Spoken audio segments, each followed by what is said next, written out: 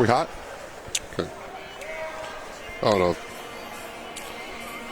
That's not us. I don't think this coaching staff makes. Like my mama's. Yeah.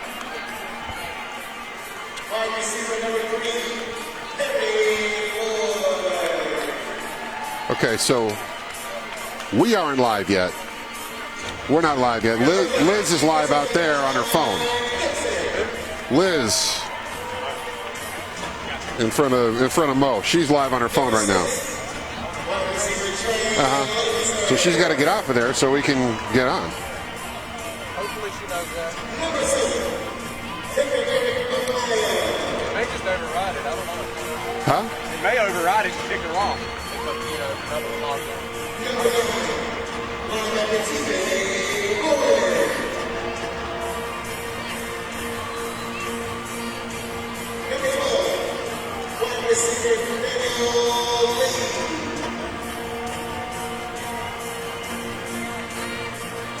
Number 14, defensive back Phillips.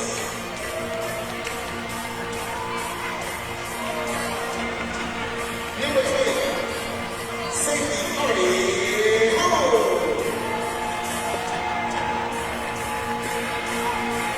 Number 21, running back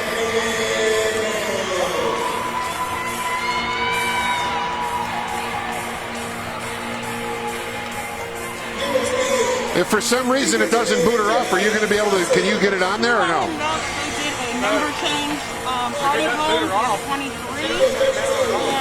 Emmanuel is 20. And Jay is 10, not 81. No, I know. Because he was 81. But the problem is that it's showing that we're live now. You're welcome.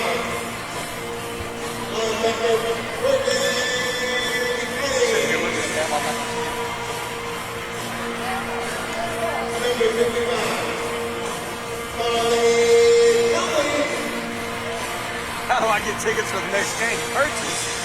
Yeah. The internet crowd's so helpful. Number 65, offensive line,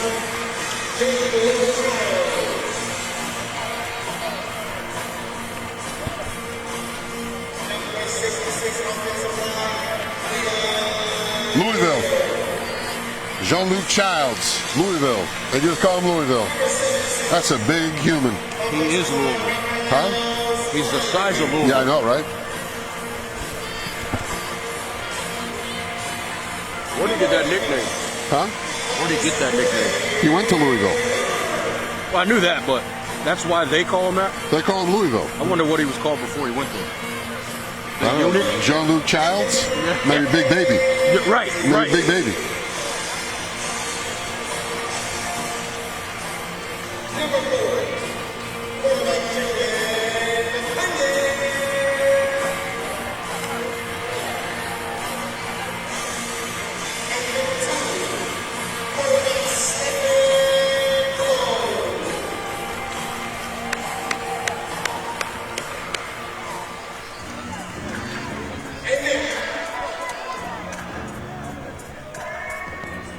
All right, Liz, you got to get off now.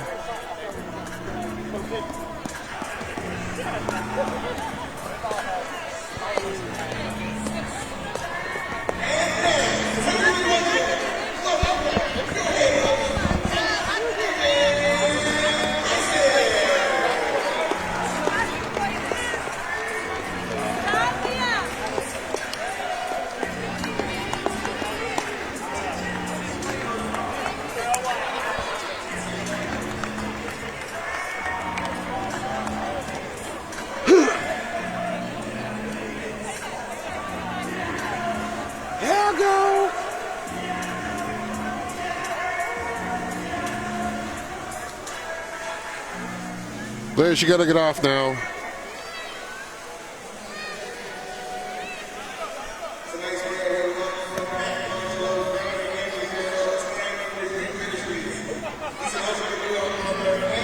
You got to cut.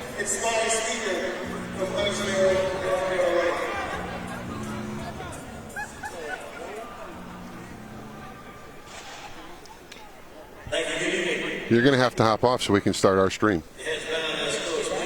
Huh? We're going to get the 22 push-ups and then Well, we're supposed to hit at 7:30. That's the thing. And we're at 7:20. I don't know if the stream's going to actually work now with you being on there. I'm not sure. as soon as the prayer starts. all of the moves that you do in our life. We give you all the praise. Are you going to pick up the rest of the pregame activities? If we get on, yeah. Yeah, I'll stop it. As we remain standing, we'll have the national anthem performed by Jacoby Crowley.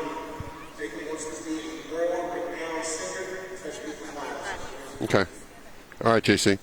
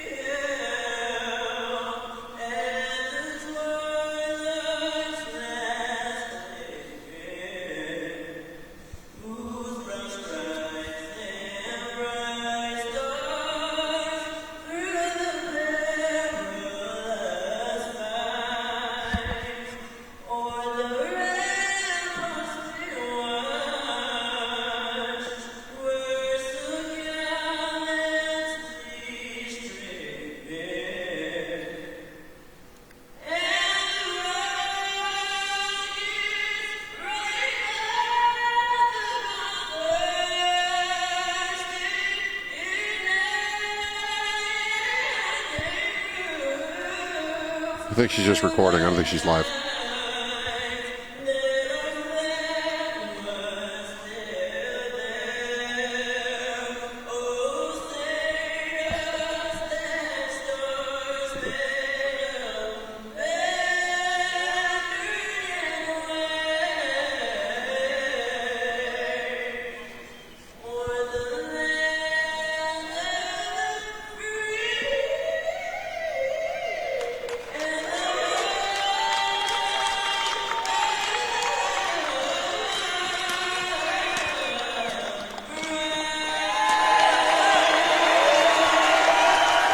Welcome inside Bojangles Coliseum. Charlotte Thunder football being streamed to you live here from Charlotte, North Carolina. Welcome inside the broadcast. The Thunder 4-0 on the campaign, taking on the St. Louis Bandits tonight. A Bandits team that was impressive in their first outing last week against Central Illinois. Don't have a whole lot of information on this group because they haven't played much. But when they have played, they were impressive, and they were so last week. So, as we are awaiting kickoff tonight, the players getting their last 22 push-ups in. They always do this pregame, and this has become a rich tradition with this football team, but they have been outstanding all season long, and we expect a really good football game tonight from this St. Louis Bandits team. Joining me tonight, rinkside, because it is a rink. It's not a ring, it's a rink, but on the field inside this arena football venue, my good buddy Reginald Walker. Reg, welcome aboard. Thanks for coming along, and it's going to be a good one tonight. Absolutely. I think it is. We're going to see a lot of points, as we always do, right, in Arena Football League. But these two teams in particular really like to push the ball down the field. It's going to be an interesting, fun game to watch. I think it's going to be a lot of points scored. Well, you've done the analyst role. You've been in this analyst role a long time, but have you? I don't believe you've ever worked an arena game. But I know you've seen it, so you kind of know what to expect. But this is in-your-face football at its best. It is. It's tight quarters, right? You talk about a 50-yard field, so everything's tighter. Obviously, less players. The field width is a little tighter as well. So you start looking at what you're going to get in arena football, and like you said, it's right in your face. A lot of these guys are playing mostly for pride, and so at the end of the day, you're going to get a lot of hard hitting, a lot of trash talking, and a lot of fun. Good crowd on hand, and a lot of folks still making their way inside here at Bojangles Coliseum. And let's kind of recap. If you're new to the Thunder this year, let's kind of walk you through where they've been this season. 4-0, as mentioned, where they are just kind of running roughshod over the competition. Their opener, they beat Pennsylvania Union 67-12. The following week, a win over the South Carolina Cowboys 84-12. Then their first road test back on April the 10th, a 46-9 victory over the Tampa Bay Tornadoes. And then last week here inside the Bow, a 64-6 victory over Georgia Lineup. Thunder have been outstanding on offense. They have been outstanding on defense. Last week, Steph Cologne, the starting quarterback, threw 3 touchdown passes. 2 of those went to Daniel Lee, and that may not seem like a lot, and it really wasn't, because the defense scored 3 touchdowns of their own. That's how versatile this Thunder team is. Well, speaking of that defense, I think that's the thing to watch, right? They've given up 39 total points in 4 games. That's unheard of. That's a quarter for some teams in arena football. And if you think about the guy on the other side of this thing at the quarterback position, Donovan Porte, this is a guy that at one point scored 11, was responsible for 11 touchdowns in 1 quarter in an arena game. So to hear and see what this Charlotte Thunder team is doing on defense tells you how special this group is performing early on. So the Thunder, clad in black, they will kick off. They won the toss and deferred to the second half. So Eric Amaya, number 7, will get his foot into this one. Amaya last week had 2 Rouge kickoffs through the uprights that are good for a point. And after the second one, he was hugged so hard by a teammate he re-injured his ribs. So he didn't kick in the 4th quarter. And you're laughing about that, but it's true. So Artie Holmes had to handle the kickoff detail the rest of in the 4th quarter for the Thunder last week. But Amaya, we had a little bit of a laugh about that at practice this week. And he said, he sent me back to square one in my rehab. The funny thing about that is what makes that hilarious is that obviously you kick that much in terms of kickoffs that became a little bit of an issue down the stretch. Yeah, well, he had some discomfort for sure on those kickoffs last week. All right, Thunder kicking off. Here we go, week number 5 in the American Arena League. And Amaya's kick sails high and end over end over the boards for a touchback. So, St. Louis, the Bandits, dressed in white, trimmed with red and black. They will start 1st and 10 at their own 20-yard line. And this Thunder defense, as we talked about last week, scored 3 touchdowns on their own. You had Carlo Thomas got the scoring going with a pick 6. Then T.J. Warren had a pick 6. And linebacker Burton DeConig, in his first action of the year, picked up a fumble at the 2 and ran it in for the short touchdown. So this defense is very active. But again, Reg, I don't think these guys have seen an offense that can be as dangerous as St. Louis. Well, I'll tell you what makes it even more interesting about this defense. They had 2 pick 6s or 2 defensive touchdowns called back last week because of penalties. So you add that to it, it's going to be a fun one to watch. First play is a toss. Running back Antonio break into the wall, and he gets knocked down on a hard charge from Artie Holmes, moving up from a safety position. But that's a big gain. They're going to get him 10 yards and a first down. All the motion went to the right on that play, and Bray came out the other side. Yeah, and they got Gibson out of position. He ducked his head too far inside and got beat to the edge, and they give up the big play. Donovan Porte is a quarterback from New Mexico. He went to the University of New Mexico. 6'5", 225. Big quarterback, can see the entire field without any problems. And on that play, just slung it far or near side to Cole McDaniel for a short gain of about, well, actually it's half the distance. It's 5 yards, so it'll be 2nd down and 5. Yeah, and the one thing about this offense, they set you up to take deep shots. Obviously, pushing into Charlotte Thunder territory right now, so probably not going to see a big shot here, but they will go deep a lot. Porte out of the gun. Antonio Bray lined up alongside. Man in motion is Kevin Chisholm. Porte dumps it off, and that was intended for Bray. Burton DeConig in coverage, and I think Bray may have made a business decision there to let that one go. That was absolutely a business decision to let that one go. He had the alligator arms. He was trying to see where Burton was before he made that catch, and it cost him catching the football. You know, we talked with head coach Bryson before the game, and because Porte is so dangerous in the pocket, he'll let the play develop, and then he'll try to sneak out. He basically said that they're going to be trying to spy Porte with Burton DeConig all night long. You better, because Porte will really hurt you with his legs, and then when you start cheating to play against that, then he starts hitting you over the top. 3rd and 5. Porti looking, dumps it off to Bray, and Bray had that one go off his fingertips. Dakota was in coverage, and that man is slow to get up on the field for the Thunder. I believe that's Devontae Adams, number 32. We'll wait and see if because we're at field level here, folks, so it's a little tough sometimes to get numbers.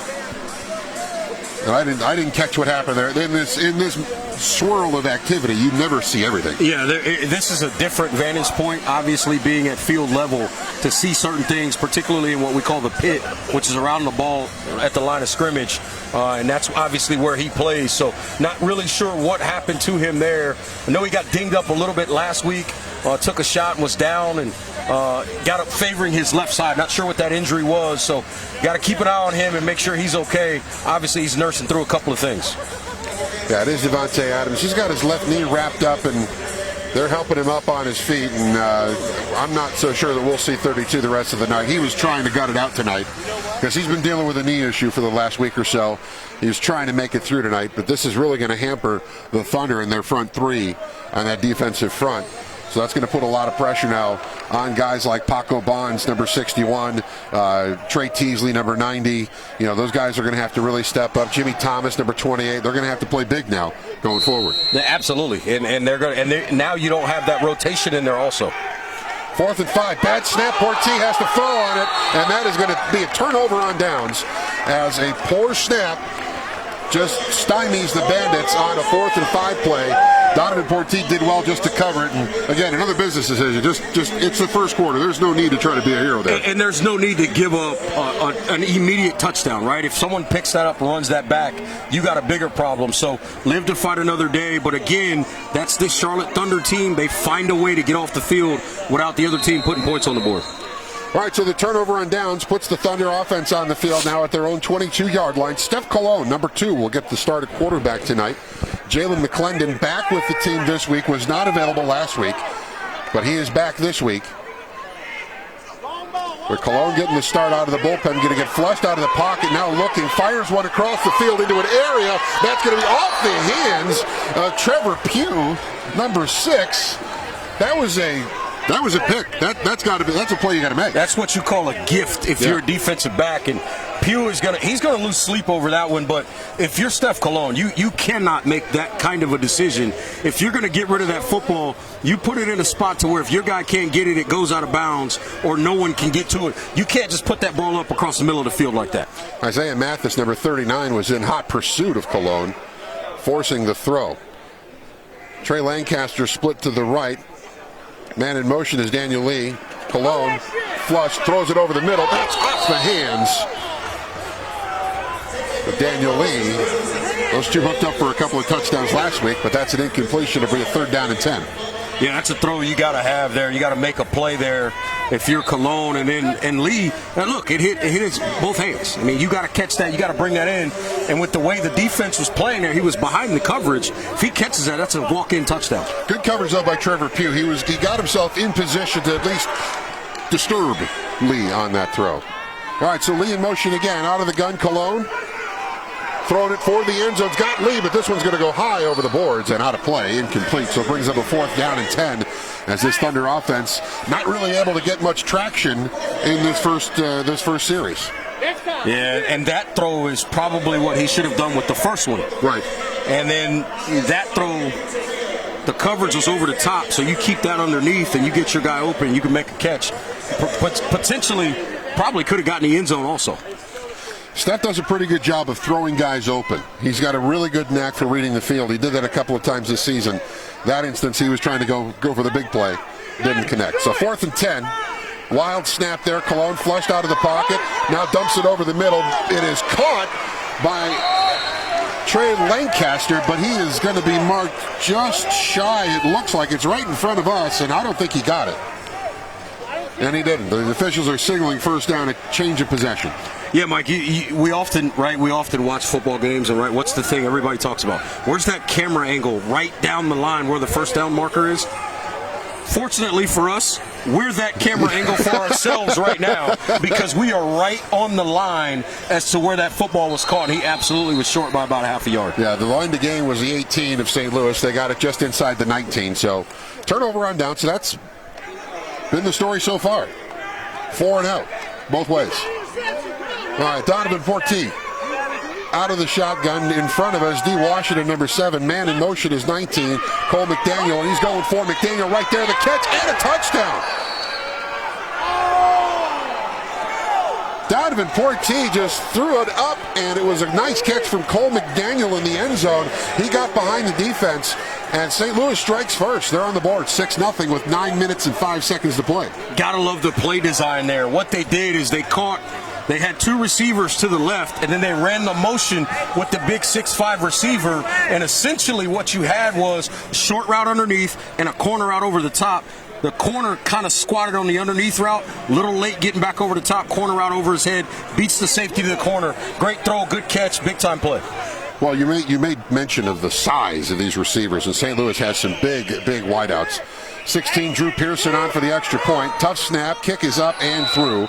And so St. Louis jumps in front, and they're up 7-0 with 8.5 minutes to go. These receivers for St. Louis, number 84, Levi Shetler, 6 feet 4 inches tall. You got McDaniel, number 19, 6 feet 5, 219. Just going on down the list. Frank Davis Jr., 6 feet 1, 185. D. Washington, 6 foot 4. I mean, they've got some big, tall pass catchers. Not only are they tall, but they're also fast, and they know how to use their body. But, Mike, here's the scariest part. In this league, you can run motion going toward the line of scrimmage. Yeah. If I'm a 5'11" defensive back and I got 6'5" coming at me full speed and I'm standing still, that is a problem. And I tell you, so you have to give even more credit to the defensive backs in this league for the things that they're able to do, because guys are coming downhill at them at full speed at the snap of the ball. Yeah, it's a twist to what we're used to with outdoor football, at least in this country. Canada, in Canadian football, you can actually move towards the line of scrimmage as well, but it's a shorter, looks like Canadian football. The field's a lot different here in arena. All right, 7-0, 8:33 to go in the first quarter. Charlotte Thunder trailing. I've not said that very often this season, because this team has been dominant in every sense of the word all season long. Pearson, end over end kick. He's trying for the Rouge, and this one is going to be wide into the netting, and it will be a touchback. So the Charlotte Thunder take over 1st and 10 at their own 20, and their second set of downs. And Coach Bryson mentioned that if there were some struggles with Steph Cologne, he would not hesitate going to the bullpen and bringing Jalen McClendon on. And he's gone to the bullpen. And McClendon, he's made the AT&T call to the bullpen, going for the righty. So Jalen McClendon, Charlotte native, NC State. He played at NC State, also played at Baylor as a grad transfer. Was going to play in the XFL in 2020. Those plans disintegrated because of COVID. David Ham on the carry, bouncing off tacklers, and David Ham takes it from the 20 across the midfield stripe to the 21 of St. Louis. So give him 9 yards on that play. And David Ham's the guy. UTEP, McNeese State, had a cup of coffee with the Oakland Raiders. He's a very prominent piece of this offense. Yeah, and at 220 pounds, he's a load, difficult to bring down, and you like the mixture of the running game by this Charlotte Thunder offense to start this drive. And watch for the read option throughout this game too, Reg, because they do that an awful lot. McClendon out of the gun, looking. He's got some receivers, goes over the middle. That was intended for Daniel Lee, but it was at his feet. So to be incomplete, bring up a 3rd down and short for the Thunder. Yeah, and right now, if you're the Thunder, you want points on the board, but even more than anything, if nothing else, you just get a 1st down here, get some rhythm going, move the chains a little bit, start to feel better about where your offense can be. You've already made the change at quarterback. Now it's got to come to fruition in terms of some positive yards and some points here.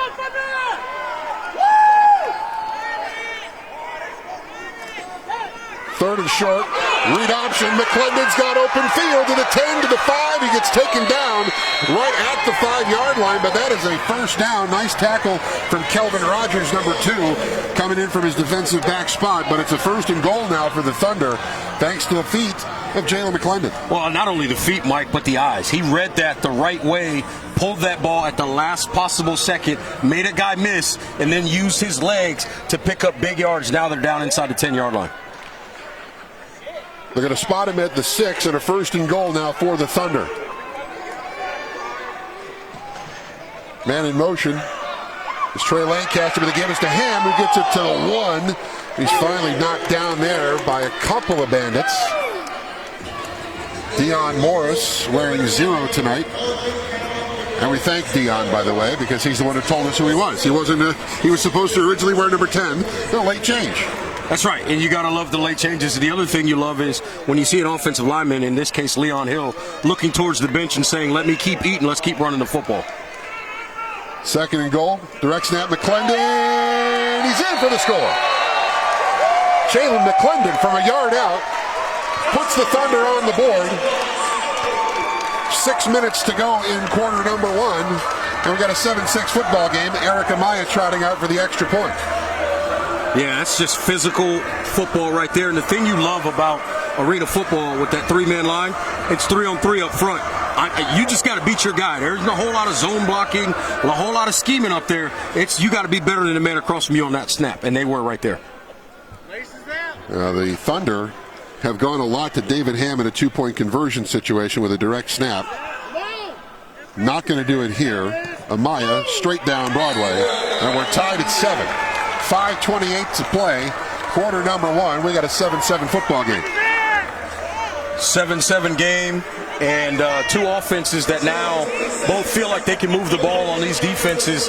The interesting thing to watch here, obviously, if you're the Charlotte Thunder, can they sort of start to slow down this St. Louis offense? It's a high-powered offense. You got big physical receivers, but the key there for Charlotte, they were able to sustain a drive while their defense was able to kind of make some adjustments on that sideline, Mike, and get prepared for how they want to start to attack this St. Louis offense.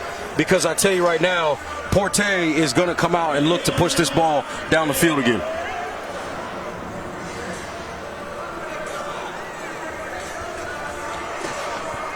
All right, so we're at 5:28 to play, first quarter.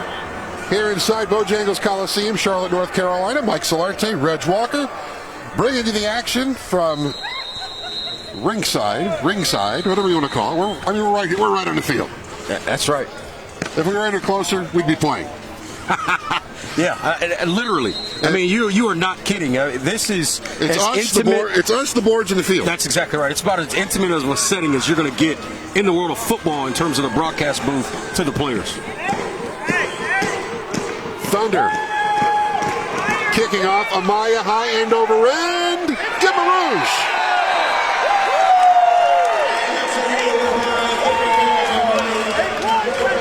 Eric Amaya, his 6th rouge of the season. Uno, as he likes to call it. And so the Thunder add another point off of the foot of Amaya. 8-7 is your score.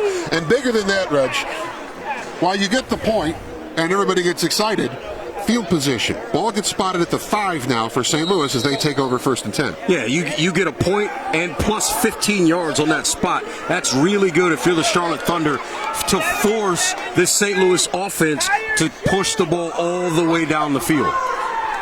And granted, all the way down the field is just 50 yards, but still, the way this defense has played this season, it makes it very difficult on the opposition. Porte, far side, he's intercepted. Carlo Thomas, still on his feet, touchdown!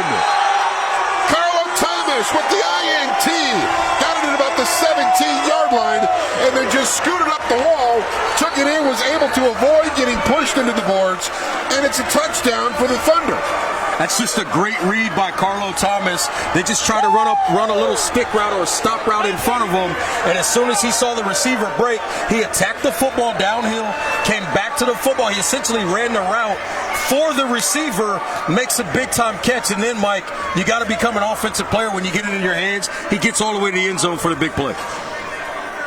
Carlo Thomas did that last week, got the first touchdown of the game for the Thunder. Ran it back 48 yards.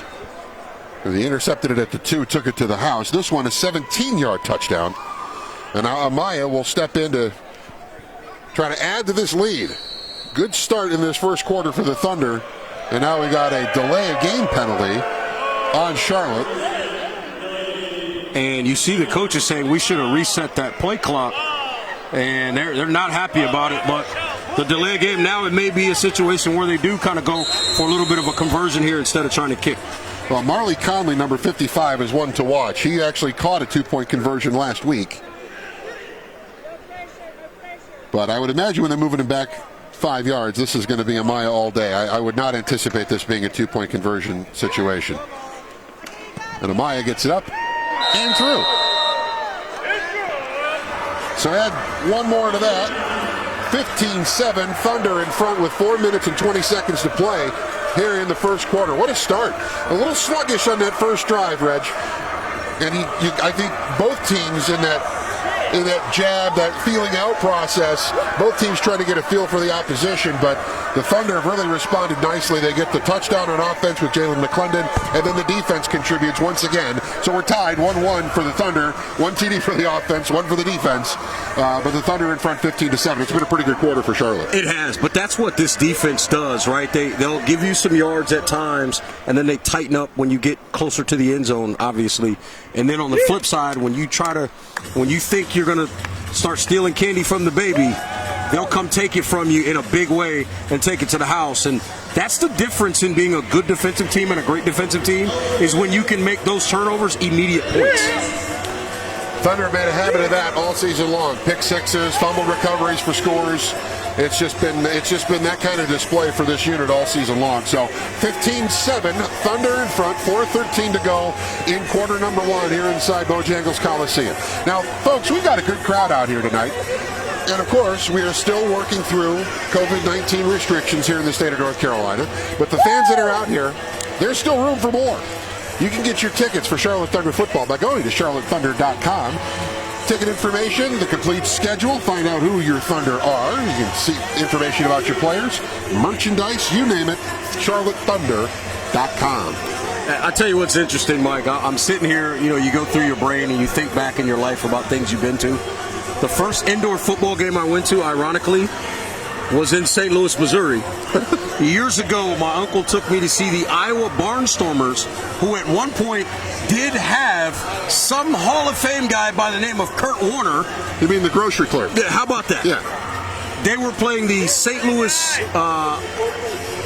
Stampede at the time. So how about that? For first time I saw an indoor football league game, it was that. And the next time I'm a part of an indoor football league broadcast, it involves the St. Louis team. You can't get away from these guys. You can't get away from the city of St. Louis. How about that? You're a gateway guy. Well, it's not the gateway to Gastonia, but it's something. That's pretty good. Gateway to that's pretty good. Good folks at Saturday Night Live. You can't help but love them. 15-7 Thunder here in the first quarter inside Bojangles Coliseum. This week number 5 for the Thunder. Next week, the Thunder will be home. They'll be right back here taking on the Carolina Predators. And the week after that, a trip to Mississippi, their second and final road game of the season against the Mississippi Raiders, and they get a bye week. And with the injuries that they're dealing with, they need a little bit of time. Obviously, we're waiting for some kind of an update on Devontae Adams. Raleigh White not playing tonight. Fred Williams not playing tonight. Fred Williams a huge part of this defense, but he's the street close. All right, Amaya going to kick this off as the fans get riled up, and Amaya's end-end over-end kick is just off the mark. And so that one will be a touchback, and St. Louis will get first and 10 at their own 20. I don't know about you, Mike, but I love watching things away from the action. And on these last few kickoffs, Burton and 66 or 56, I should say, for St. Louis, Devin Williams, they're just having a good time on these kickoffs, just laying each other out. Yeah. So it's kind of interesting to watch the game away from the game. Well, there's going to be a lot of that tonight because both of these teams expect a lot of big things from themselves. And this St. Louis team, as mentioned, getting on the board early. Not a lot of teams have done that on the Thunder this year. All right, first and 10 for the Bandits, their own 20. Devin Portee out of the gun. D. Washington in motion. Portee pump fake going down the field. And it's Washington with a great catch and another touchdown for the Bandits. Boy, if you blink, you miss it with the St. Louis offense.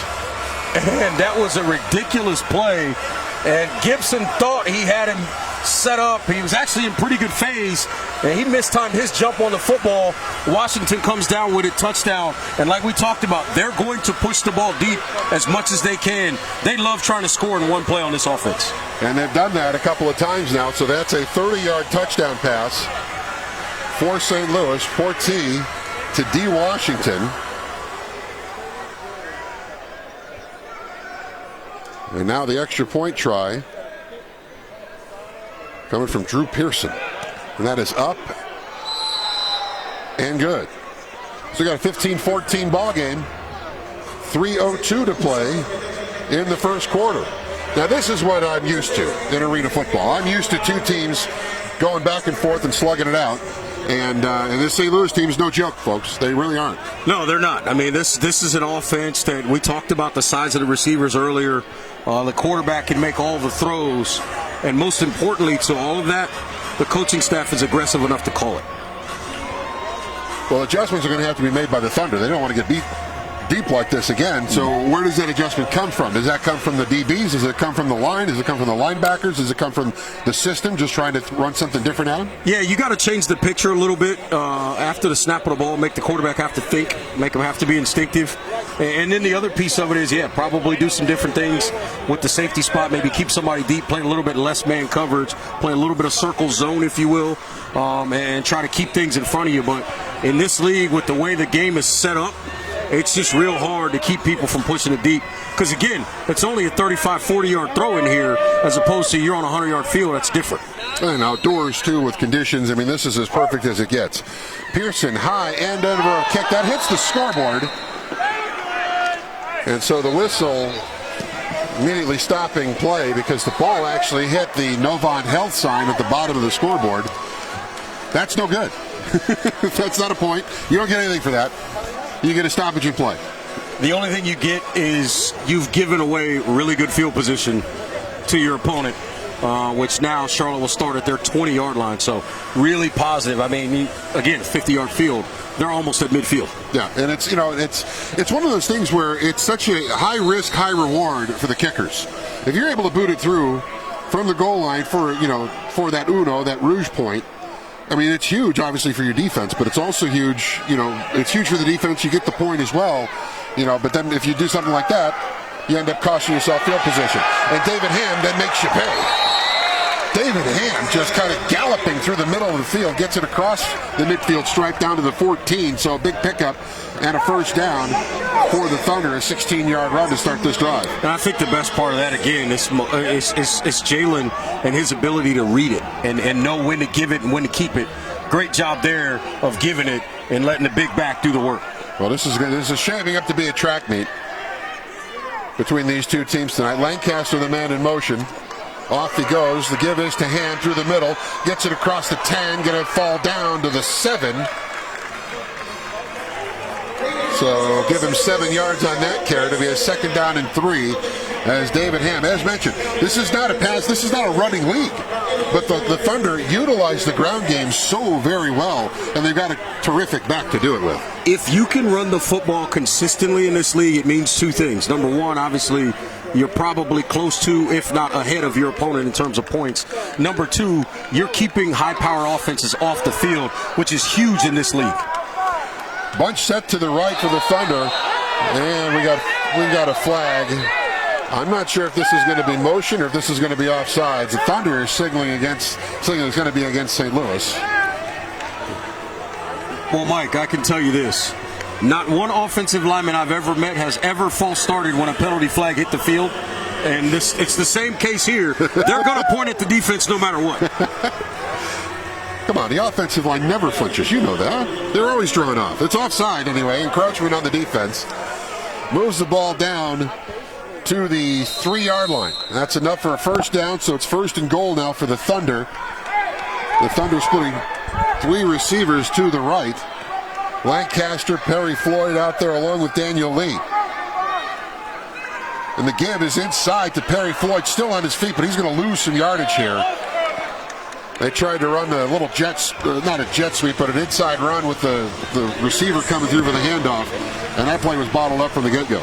Yeah, not only bottled up, Mike, but from our vantage point, we've got one of St. Louis' coaches basically right in front of us, and he was telling him, watch the reverse, and that's exactly what came. So good job of scouting by this St. Louis defensive staff. The Thunder go with that same set, lining up Lee, Lancaster, and Floyd to the right. The give is to Ham. This time he gets it to the 2. He's still on his feet, but is going to be wrapped up and brought down. Big fella Chris Gillette, number 99, making the stop, but not before Ham got it down to the 2-yard line. So it brings up a 3rd and goal now from the 2. Ham is such a good runner in terms of seeing the cutback lane, being patient enough to press one way, and then work his way back to that cutback lane. Does it really well that time, unable to get in the end zone, though. And it's really amazing he's able to do that on this field. It's a shorter field. It's a more compressed field. Ham, up the middle, touchdown. A touchdown that was not appreciated by the St. Louis coaching staff because the headset almost was thrown. Yeah, that would have been a projectile that would have probably taken somebody out, because that windup was pretty strong. And so, and he felt like he saw the play coming, and he was trying to communicate that to his guys that it was a running play coming, unable to get it done on defense for St. Louis. And then, once again, this Charlotte Thunder team putting more points on the board. David Ham just keeps racking up scores in this league, and he's proving to be a valuable asset. He's hoping to get a call. He'd like to advance himself back to the outdoor game, get another shot in the NFL, as Amaya's extra point is way over the netting and good, making it 22-14 Charlotte. And a flag after the extra point. Let's see what this is all about. And usually when you see officials start writing after a flag, somebody may have picked up an unsportsmanlike or a personal foul, because they usually document those, because if you accumulate too many, they'll get you out of the game. Coach Irvin Bryson out there alongside Marley Conley, and I think they were both kind of expressing something where maybe it was a jersey tug or maybe a face mask or something like that took place on that extra point. And so the officials talking things over. Our referee tonight wearing the white hat is Ronnie Blunt.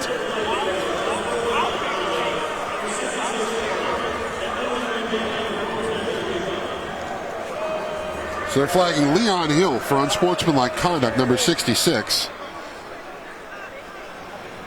We'll see how this is, how this penalty is administered, because we don't see this that often, where an unsportsmanlike conduct penalty is called.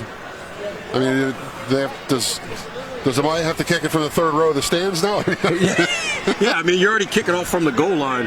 How do you really, enforce that? But more than anything, got to keep your head there. If as players, got to be smart, keep your head about you, keep your wits together, and not put yourself in a situation to get one of those called on you at all. Yeah, that's the thing that this Thunder team has battled with a little bit, is keeping their head. When they've had big leads, they get involved in the jawing after plays, they get into the pushing and the shoving, and you can't have that happen if you want to be in the game. If you want to continue to play the game, you got to be in the game. You got to stay on the field, and you don't want to get that that ejection, get kicked out of the game for any reason. So Thunder have to do a better job of that. And at this point, with a 22-14 lead, and the clock actually went through, and we're into the second quarter. There was no signal by the officials, so maybe this may be the last play of the first quarter. As Amaya gets end over end, this is going to be fielded inside the end zone. Antonio Bray tries to get away from a tackler, now gets it to the 7 or so, or he's brought down. T.J. Warren, number 9, in on the tackle, along with number 10, Jay Hood. And so St. Louis will take over 1st and 10. So we're in the second quarter. They flipped the field on us.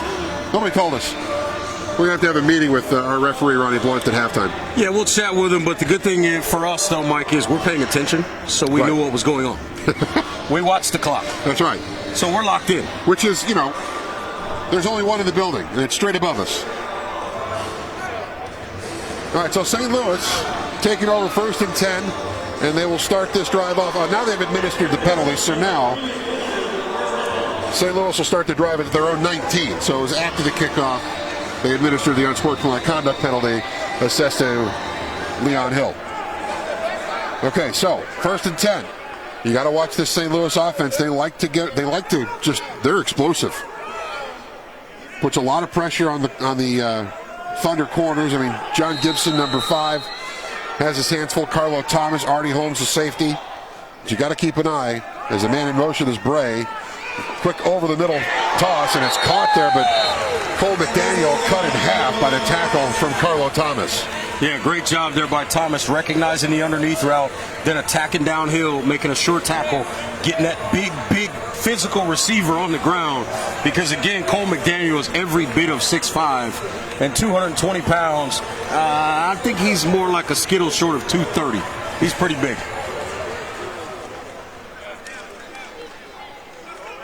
Bray and McDaniel split to the right of Portee. D. Washington out left. The motion man will be Bray, and there he goes. Portee looking for Bray, but off the fingertips, and it falls incomplete. Bray with a sliding attempt, but just unable to bring it in. Yeah, just a little bit low and away, if you will, there, and unable to get that one complete, but a good idea. Actually, not a terrible throw. That was one of those to where either his guy was going to get it or nobody. Brings up a 3rd down and about 4 for St. Louis. Should point out, Irvin Bryson back for his first game. He was sidelined for a couple weeks with COVID protocol. Had to stay away from the team, but he is back. He is good. And he's watching intently on this 3rd and 4th play. Quick hitter to McDaniel. He brought it back to the 20 after catching it at the 18, but the 20 was enough for a first down for St. Louis. McDaniel trying to make a play there to bust that up the field, but unable to. So St. Louis still making the first down yardage. That's a great tackle there by Artie Holmes. That's just really good open field work to get this big guy on the ground. These safeties, this defensive backfield for Charlotte, really good tackling group so far tonight. Bray in motion. Portee over the middle. He's got McDaniel. D. Washington, number 7, and that's a touchdown. 20-yard toss. Portee to Washington, and St. Louis answers back. Yeah, just a little post route, pushing it down the field, and he's able to use his body. Big D. Washington, all 6'4" of him. He's able to use his body to basically box out the defender and makes the touchdown catch, and we talked about it. They like to attack vertically with this passing game, and once again, they get it done. Pearson on for the extra point. In the hold is Frank Davis Jr. He's the backup quarterback tonight for St. Louis. Kick is on its way, and that is good. So a 12:09 to play in the half. We got ourselves a good old-fashioned back and forth. 22-21, Thunder in front of the St. Louis Bandits. So what do you think so far? Well, we said it was going to be a track meet. We said it was going to be a high-scoring game. You got, 43 points on the board, and we're not even halfway through the second quarter. It's pretty much what we expected. Yeah, you got to make sure that the bolts on the scoreboard are tight tonight, because they're going to hang a lot of points on there tonight.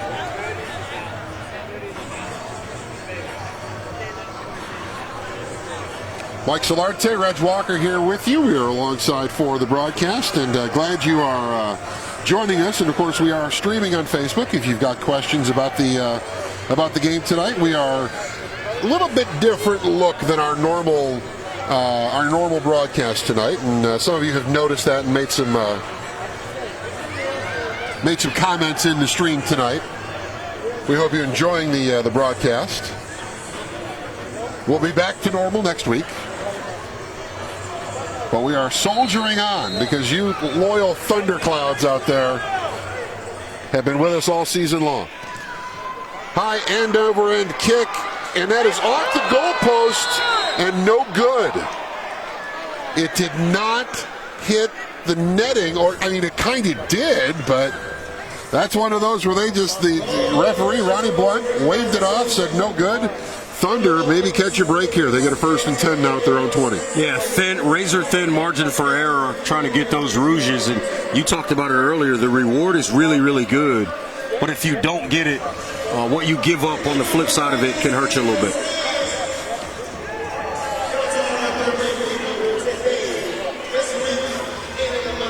Thunder taking over 1st and 10 now at their own 20.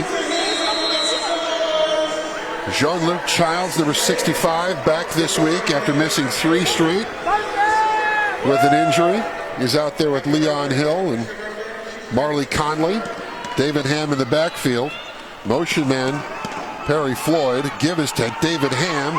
Going to get dragged down from behind, but not before he gets out to the midfield stripe. Ralph Harvey Jr., number 8, with the tackle. It'll be a 2nd down and 5 for the Thunder. Yeah, just a good solid run there again, continuing to mix this running game in to this offense for Charlotte. I think it's very smart. Helps to kind of slow the game down a little bit, keep your offense on the field, and also set up for big plays later. Daniel Lee will be in motion again. 3 receivers, both set to the left. McClendon steps up, fires down the middle. Looked like there was interference in the end zone, and they were going to call it. Trevor Pugh, number 6, just ran right into Daniel Lee, number 12, in the end zone. And that flag came out almost instantaneously. Yeah, just a great route combination, running right up the middle on basically a seam route. And they got the defensive back turned around. He was in a bad spot. Yeah. He was going one direction, the receiver was going the other way, and the ball was going to be behind him. Smart play there if you really think about it. Take the penalty, don't give up a touchdown. Hope you can stop him here on the next couple of plays. Unlike the NFL, it's not a spot foul. It's not going to be, the ball's not going to the end zone, but it is going to be a significant pickup. The ball actually will be spotted. Maybe I'm wrong. I am wrong. No, they're talking it over. What is this? The officials got the ball at the 2-yard line. Well, I think what the discussion is whether or not they were saying the penalty occurred in the end zone. Because it was right near the goal line, and so they had to make that determination. Was the receiver in the end zone or just short of the end zone? It looks like with the way they're spotting the football, they're saying he was in the end zone, but I tell you what, well, now they're moving the ball back, so I guess now they're going to say he was not quite in the end zone when the flag was thrown, when the foul occurred, I should say. Yeah, and as a result, that is not a spot foul. It's not a, where the infraction occurred. Well, they're still talking about it. Okay, so they are giving him 15 because the ball was at the 25. They're giving him 10 yards, actually, on the pass interference call. But it is a 1st down nonetheless. Sometimes, and Randy Blunt, our referee tonight, admitted that this is his first time working with this crew, so there could be some growing pains in here. And you got to allow for that. These things happen. No, absolutely. I mean, that's officiating. They're a team just like the players as well. When you haven't had a chance to, quote, practice, you have some issues sometimes. Ham bouncing to the right side, going to the wall, gets away from a tackler, and he's going to be upended at about the 5-yard line. Boy, David Ham has got a lot of jump tonight. And he's got a lot of jump every night, but he seems to be at a different level than he normally is tonight. Absolutely. I mean, just his ability, and I talked about his ability to press the hole and find the cutback lanes earlier. His ability to also just glide as a runner. He doesn't look like he's running hard. He's just gliding through and eating up yards. Floyd in motion. He's going to come around to the left now. McClendon out of the gun. The give is to Ham. Cuts it back up the middle. Takes a shot at the goal line, but he's got enough for the touchdown. 5-yard run, and the Thunder add to their lead. Again, there's David Ham working off of that. They just kind of zone block it, if you will. It's really a man blocking setup, right? Because we got a 3-man line, but they just work their way to the left, and he presses with them to the left, and then looks for the lane backside. He finds that lane backside, punches it in. Another touchdown for the big 220-pound back. Eric Amaya on for the extra point.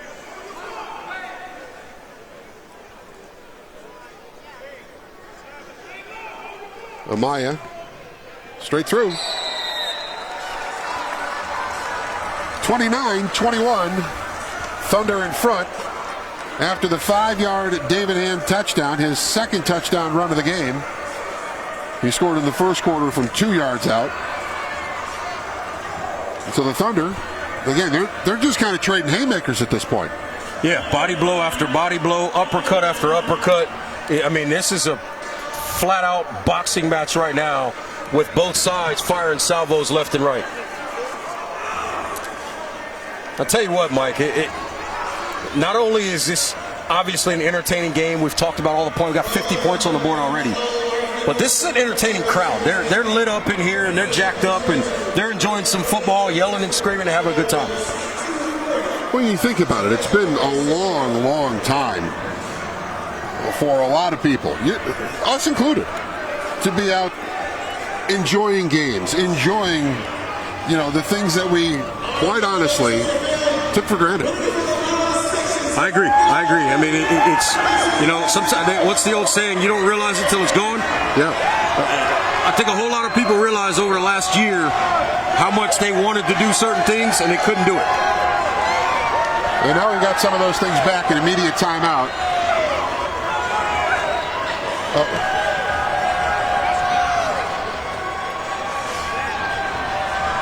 We have cheerleaders throwing T-shirts right in front of us. I thought they were going to throw it at us.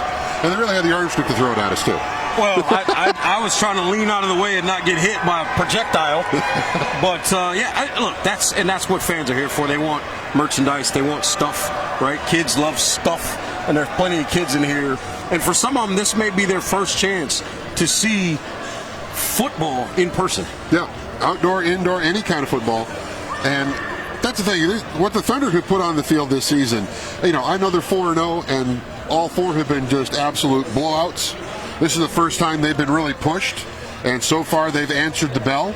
But these fans that have been out here for these games are certainly being treated to a really good product, and it's a testament to what these players are going through, because this is not glamour. This is not a glamour-filled league. These guys are out here because they just simply love the game. And yeah, there's a little bit of money in it, but it's not big. Amaya's kick fielded in the end zone by Bray. Bray taking it far side, cuts it back at the 5. Now reverses near side. Now gets it to the 7, where he's going to be dragged down. And Antonio Bray going to take this ball for about a 14-yard pickup for where he picked it up in the end zone. But he ran about 50 yards to get it.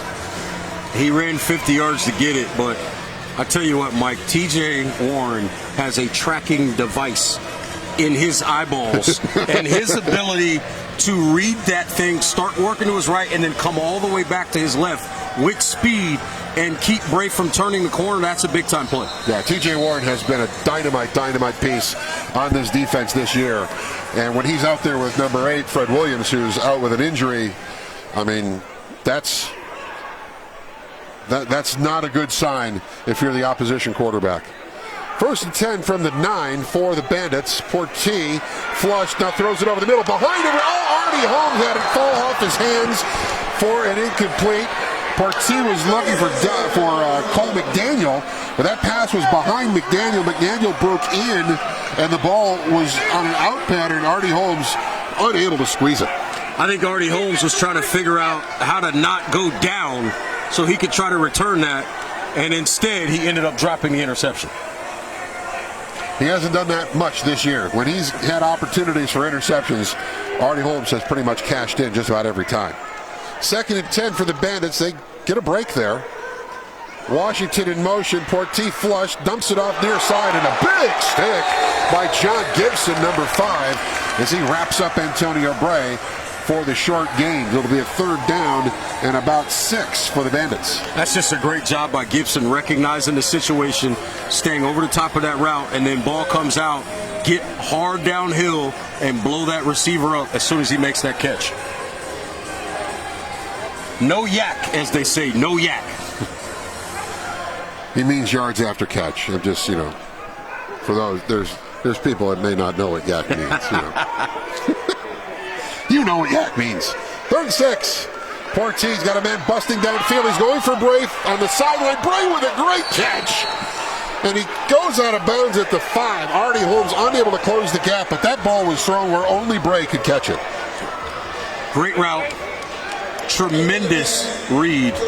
Perfect throw. The defense actually was pretty good. Yeah. Holmes was where he could, about the best spot he could be in.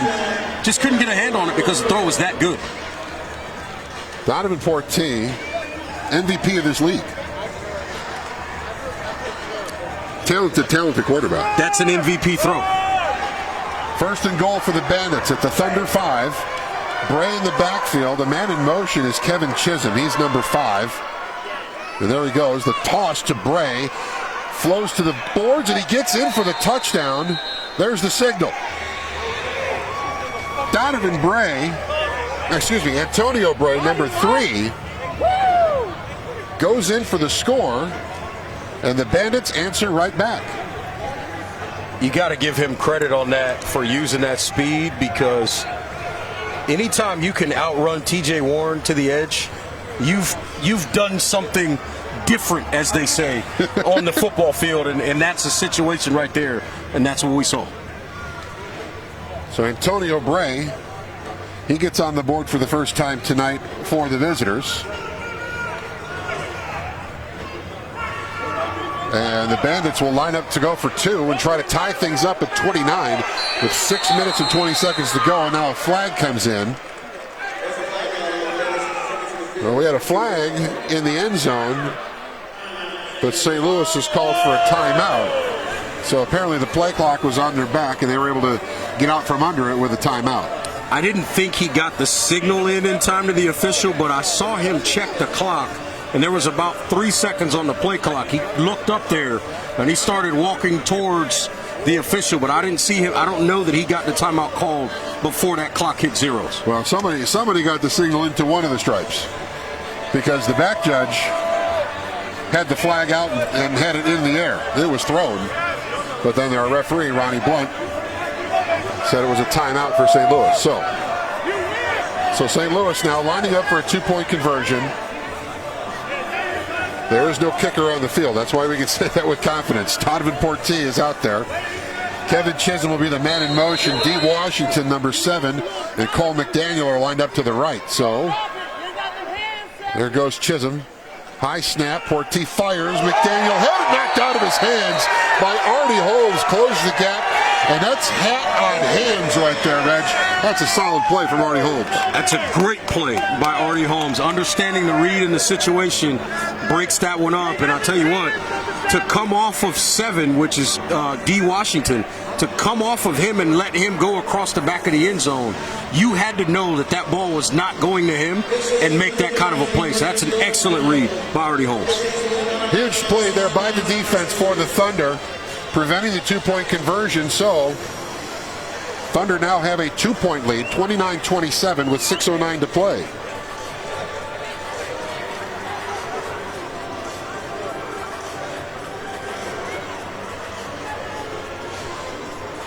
Glad you're joining us tonight on the Facebook stream on the Charlotte Thunder page on Facebook.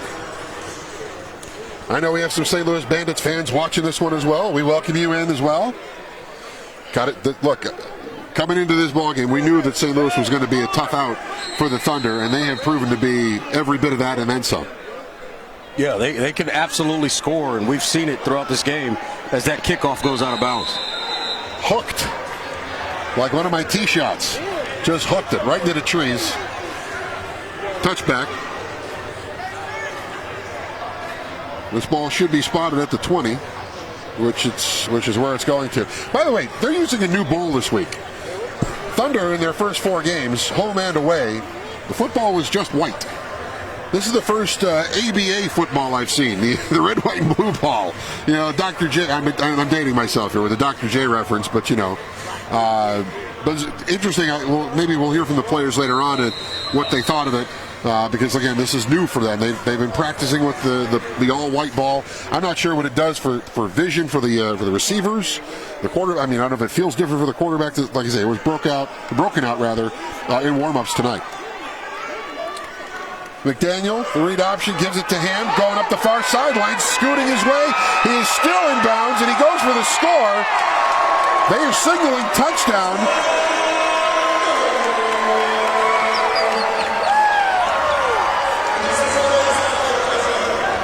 And while they're signaling touchdown, the officials are going to talk about it. St. Louis feels that Ham was touched into the wall, and behind all of that, one of the Thunder linemen is down on the turf. Yeah, just a whole lot going on that play, but great job by Ham to turn that corner, and then nothing but speed to get to the end zone. Good vision, as we talked about. He does that so well to find space, and then when he sees it, he turns on the jets and again glides his way down the sideline to the end zone. So that is scored a touchdown. David Ham with a 30-yard run, which is really unheard of in arena football. I mean, you just don't see this. That's the kind of night that David Ham is having. But right now, the bigger concern for the Thunder is the fallen player, and we do not have a number. We might be able to get there by simple deduction, though. Not sure if that is Jean-Luc Childs or if that is 66, Leon Hill.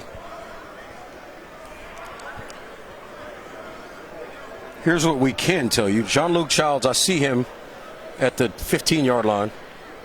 Raphael Smiley is on the field. So, again, not sure exactly who that is down. But everybody obviously concerned. And it's essentially right in front of the St. Louis bench as well. Yeah, the configuration here inside Bojangles Coliseum, the players' benches really are split by a pane of glass between the two of them, and that's just for the hockey teams because the Charlotte Checkers play here in the American Hockey League. And so this is, and we are near the penalty box side. All right, up on his feet.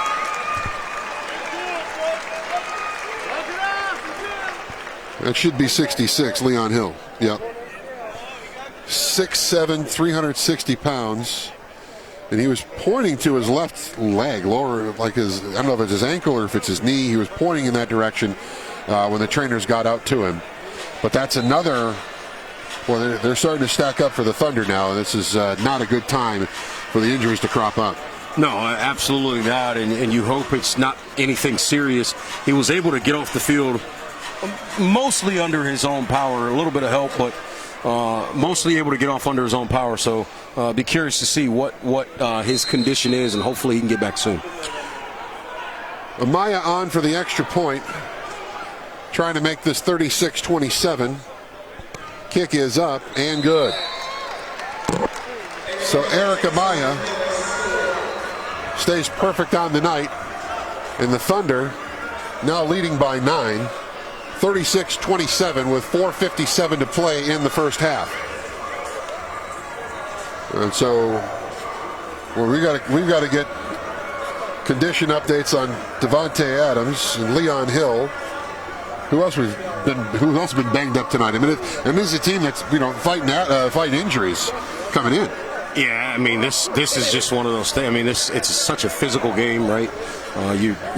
There is no stepping out of bounds in this league. You're stepping into the boards. Yeah. So there's a little bit of banging essentially on every play. And it's just a team right now that's beat up a little bit. And as you mentioned, that bye week can't come fast enough. Yeah.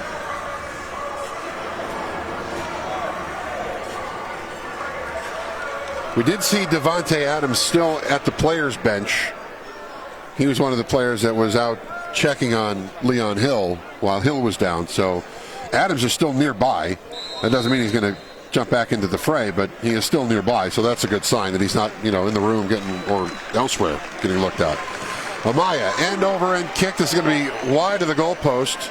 Going to be brought in by Kevin Chisholm. He takes it up midfield. Oh, a big hit at the midfield at the 7-yard line. Was that Gibson or Trey Lancaster? It's Trey Lancaster, number 6, making the stick. Yeah, Lancaster with the nice play. And speak of the devil, Mike, Devontae Adams is back on the football field. How about that? Well, his left knee is wrapped up. Jimmy Thomas is having a word with him right now. They're trying. Look, that's the thing. You don't want to. You're a former player, Reg. You played in the Big Ten at Penn State, and you know when you can go and when you can't go. And this is one of those things where sometimes you got to protect the player from himself. That's right, and it's a hard thing for coaches because you as a coach you also don't want to take away that player's fight and that player's aggressiveness. But you're right, you have to protect them from themselves. Big defensive stop right there and a sack for the Thunder. Flying in there, number 5 or T.J. Warren. T.J. Warren. Yeah, T.J. Warren coming on that blitz from the backside. Poor T just never saw him until he felt them. And if you're a quarterback and you don't see a guy, but then you feel a guy, that's not a good situation. Going to pin the Bandits back to their own 1-yard line. 4 minutes and counting here in the second quarter, 36-27. And that pass from Portillo is off the mark and out of bounds. Intended for Cole McDaniel.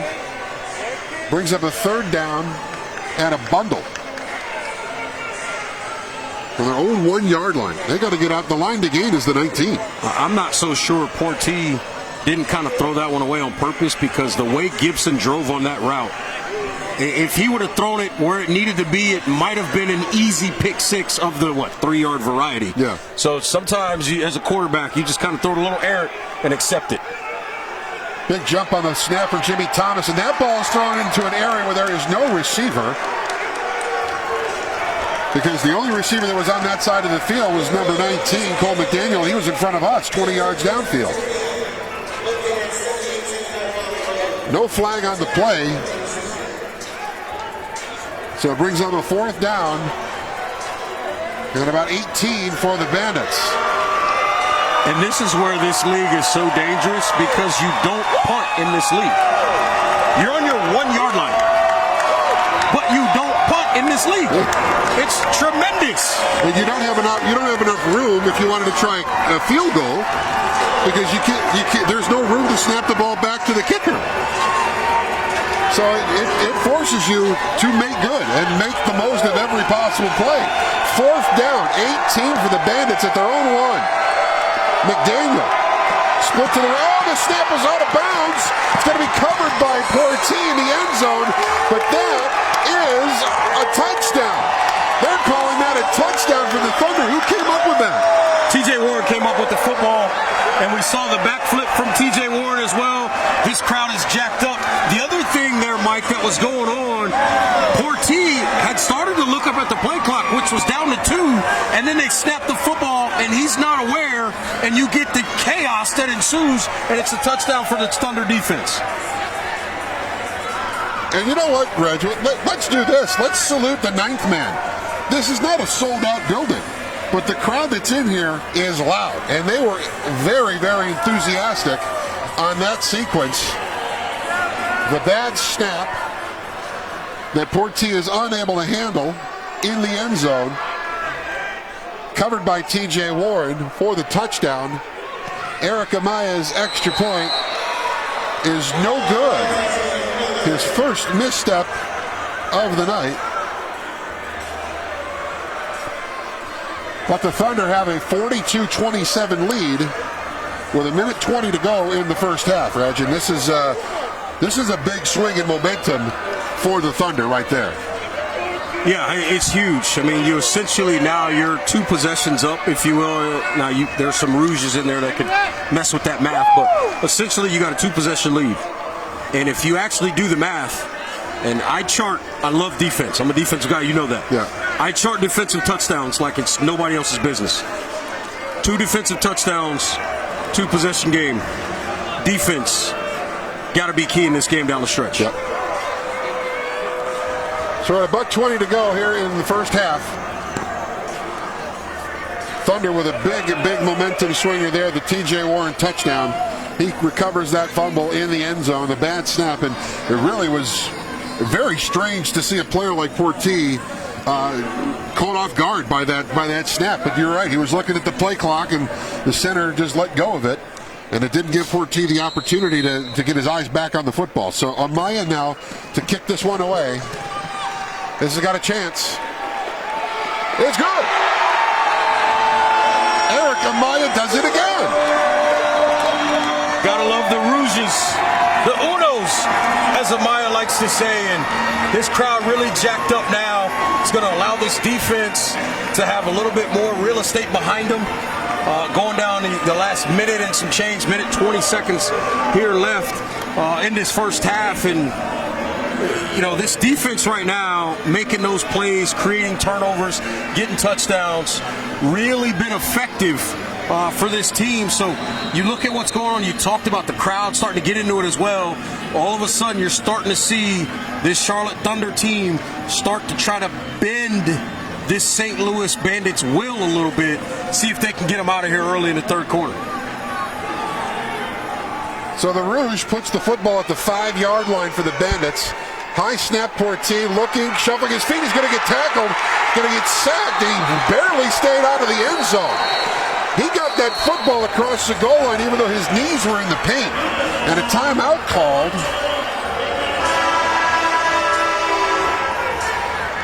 And now we've got some jawing afterwards and flags come in. And again, this is where you've got to be careful. You don't want to take a penalty and give the Bandits a get-out-of-jail-free card in terms of field position. Well, and on the flip side of it, if you're the Bandits right now, you're on offense, you're struggling offensively the last couple of drives, you're also backed up. Yeah. This is not when you want to commit a penalty. It's going to be interesting to see who gets lit up for one, as it seemed as if Adams was trying to walk away from the altercation. Yeah, it looked like Zach Fondal, number 77, was a part of that. Or actually, it might have been 74, Frank Green. Excuse me, I knew it was a 70. Let's see what Ronnie Blunt has to say, our referee tonight, on these penalty calls.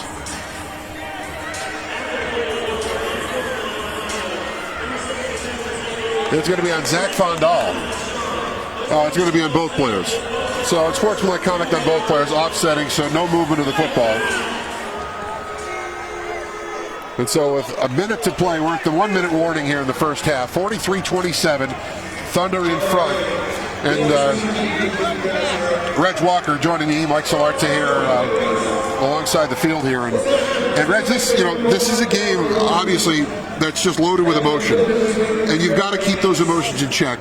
Both sides failing in that last sequence, obviously. But if you're Irvin Bryson, the head coach of the Thunder, what are you telling your team at halftime? Stay calm. Don't let them force you to start making mistakes, especially mental errors, penalties, blown assignments. Stay focused, stay locked in, and keep your focus on beating them down and taking their will, and find a way to get a win in the second half. So you've got the first thing I think he's got to say going in is, don't look at the scoreboard. We got to win the second half. We got to play as if we're playing from behind, or this game is tied, and we want to win the second half. Well, the Thunder have done a really good job of closing games all season long. You know, I think the only game in which that they really struggled in closing a game was Georgia Lina last week, and they were up so big they still scored, but the Thunder just had two possessions in the fourth quarter. One was a one-play possession that they got the ball at the 2-yard line in short yardage situation, and quarterback Casey Otto, who was on in mop-up duty, ran it in for a score. And then Georgia controlled the ball for most of the fourth quarter, and then the Thunder got it back and ran 4 plays, and that was the ball game.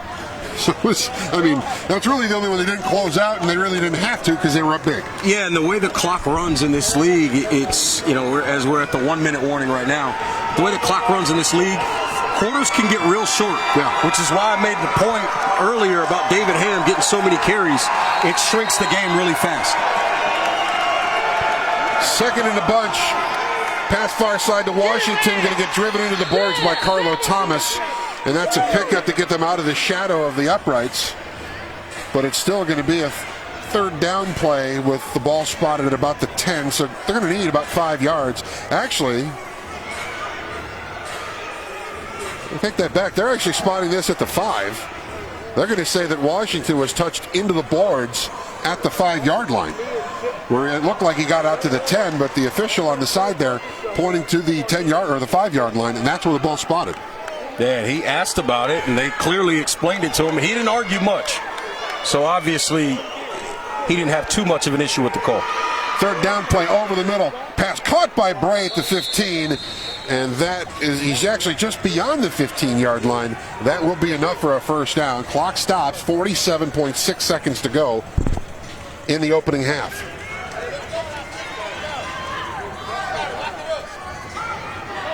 And so St. Louis trying to get some kind of positive energy as the clock now winds. Clock stopped on the moving of the chains, but it's back going again. Under 40 to play. And St. Louis, if they want to try to score, they need to pick up the tempo here. Yeah, they do, but again, they like to push the ball deep, so they may feel like they can get it in one shot here. Washington in motion. He'll be the guy going deep over the middle for McDaniel, and that pass was behind him. And Carlo Thomas with a little shoulder bump after the play. Carlo could have done a lot worse. Absolutely. There was, back in the day, that was one of those, what we call kill shot. Obviously, he didn't take it, and I think that was smart. Discretion there, the better part of valor. Well, I think it also shows a pretty heavy respect for the ability of number 19, Cole McDaniel, who's been a handful tonight for the St. Louis offense where they've been going. And the respect of understanding what's on the line here, right? What this league is. It's an opportunity for guys that really love the game to keep playing. And what they don't want to do is injure guys and not allow them to be able to do their regular day jobs either. 2nd and 10. Porti going down the field for Washington. He's got a step on him and catches that over the boards. Now they're going to call that a catch, and that was a catch. I mean, as defined by the word catch. That boy right there, that play was special, as they say. That was big time. That's a big time catch at any league and any level that you want to talk about. That catch right there, hitting the board, stretched out over his head, and then not dropping the football. That was an incredible play there by Washington. D. Washington, his after football career might be in Cirque du Soleil, the way he was able to bend his body. Porti finds McDaniel. McDaniel stays on his feet, gets it across to the 3-yard line. John Gibson in coverage, 8.5 seconds, and St. Louis burns a timeout here to try to preserve the clock and get one crack at the end zone before going to the locker room at the half. Yeah, and I think they're going to put some time back on the clock here as well. So it's going to be interesting to see. I think the official said 10 seconds maybe that he was asking for. Haven't seen it change yet, but we'll see how this plays itself out. But an important possession here if you're St. Louis going into the half. Yeah, an opportunity here with a touchdown and a 2-point conversion to get it to 43-35 and be down 8 going to the room if they're able to pull it off.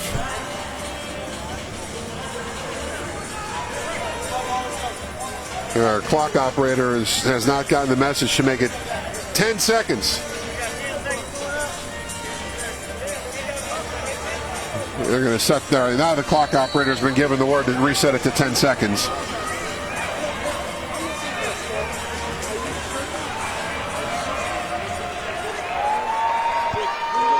I don't know if he's going to make it in time. All right, he's got it. We got the clock now right. So St. Louis trying to punch one in late. Porti throws it back corner of the end zone. There was a little hand fighting going on, but that pass is incomplete for Washington with 4.5 seconds now, 4.5 on the clock. Bring up a 3rd down and, well, short yardage because they can still get a first down without scoring a touchdown, but with the time on the clock, it's really a moot point. Yeah, Thomas and Washington really in a physical battle back there in that end zone. And Thomas gets the win, if you will, on that play, keeping Washington from getting a touchdown catch. Well, if the Thunder can draw something up defensively to prevent Porti from getting a throw off, that would be a huge, huge play going to the dressing room. Big props to Devontae Adams gutting it out there with that left knee wrapped up tight. Porti in the shotgun at the 4.5. Bray in motion, high snap, Porti lobs, and that's knocked down, incomplete. Was that John Gibson? Yes, number 5. John Gibson making the defensive stop. Problem was, there's 0.2 left on the clock. All you got to do is snap it, and then you got a chance to score. So Charlotte got to do a really good job here on what you would think would be the last snap of the half to prevent points. This is essentially an untimed down, is what it amounts to. 0.2, I mean, the only reason the clock stopped at 0.2 is because the ball hit the turf. If Gibson's able to squeeze that, half is over. All right, D. Washington will be the man in motion. Actually, now he trots up to the line. It'll be Bray in motion. This is the last play of the first half. Porti looking. Horn goes. Pass. Off the hands and incomplete. No flag on the play. And that will wrap up the first half here inside Bojangles Coliseum. Charlotte Thunder making a big, big defensive stand. Now some chatter at the end of the half. Devontae Adams being pulled out of there by Coach Bryson. And they're trying to get these guys calmed down before they go to the room. The problem is that both teams go off in the same direction, so we're going to keep our eyes on that. I was just getting ready to make that same point. Both teams got to go in the same direction to get to the locker room, but you like the way that this Charlotte Thunder team, particularly defensively, finished the half. Obviously the stop on the last drive, but really the back half of that second quarter, for the most part, St. Louis unable to do anything on offense. Yeah, all of the, well, I shouldn't say all, but most of the St. Louis offense, the quick strike, the deep ball down the field. I mean, as we look at some of the first half scoring, you know, they scored on a 32-yard touchdown pass, a 30-yard touchdown pass, a 20-yard touchdown pass. The 5-yard run was the shortest play they've scored on, but that 5-yard run was then followed up by, well, what, 7, 13, 14 points, and that's really the difference in the game. 43-27 is where we are at the half. Yeah, and what we talked about at the start of this game, we knew both offenses were really good. The question was, we were going to find out if this Charlotte defense was that good or if this St. Louis offense was that good. So far, the defense looks more of that good than the St. Louis offense does. Well, they're going to the locker room now to make some halftime adjustments. We're going to step aside and take a little bit of a break. And we're going to come back with third quarter action right here from inside Bojangles Coliseum. And, of course, for all of your ticket needs, all of your merchandising needs, with the Charlotte Thunder, go to charlottethunder.com. We'll be back. Okay. All right, Hood, I need some second half now. I called the games when you was getting it at Smith. I was the radio guy.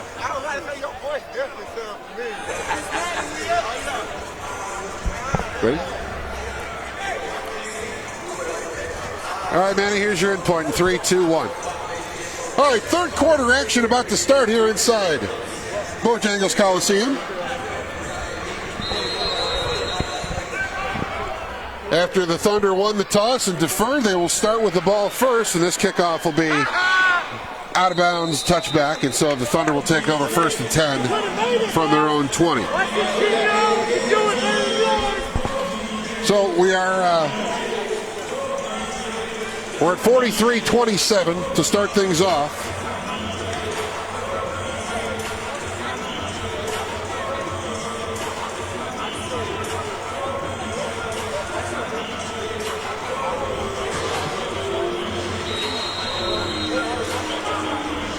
And the Thunder with a 1st and 10 now at their own 20. Jalen McClendon, who has been on since the second series of the game, back out at quarterback for the Thunder. And they're looking to add to this lead. Yeah, and right now they're going to need to add to this lead because this is a St. Louis offense that's not going to quit firing. And you get a big play right away. Can't break free, but down to the 5-yard line. Daniel Lee. Actually, is that Daniel Lee or was that Jay Hood? Was that your guy, Jay Hood? That's Daniel Lee making a play, working the middle of that field on a little bit of an over route. They run that at Clemson a lot. They call it an orbit at Clemson. Same concept, they get a big play. Hand off to Hand, trying to cut it up the field, but he cannot. He's going to be taken to the boards on a 1st and goal play. He gets about a yard as Daniel Lee got him down to the 5-yard line in that first play. And that's something that the Thunder like to do, Reg. They like to, when they get a big choke play, they're going to run right to the line and try to snap it quickly to catch a defense napping. Absolutely, and as they should. You go fast when they're trying to collect themselves and figure out why they gave up a big play. Lancaster's in motion. Give is to Ham. Ham still on. He's not down. That should be a touchdown. They're going to mark him down just shy of the goal line, but he was actually turtlebacking the defender. He hadn't touched down on the ground yet. I think they missed that one. That should have been a touchdown. I'm with you, Mike. He landed on the defender, which means you're allowed to continue to roll. He finished his roll in the end zone. That should be a touchdown. Instead, it'll be a 3rd and about a half a yard for the score. So the Thunder taking this first possession, and they've already burned almost 2 minutes off the clock, and they are knocking on the door once again. That's a great point, because if they score, they've also succeeded in taking a little bit more time off the clock. Low snap, McClendon gives to him, and he's in for the score.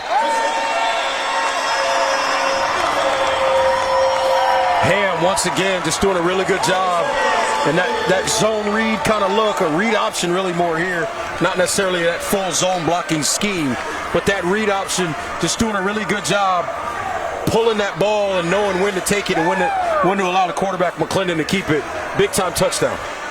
So David Ham, that's his third touchdown of the night. All on the ground.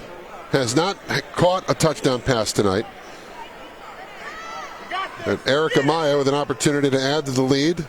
No real rush coming from St. Louis, and that kick is up and good.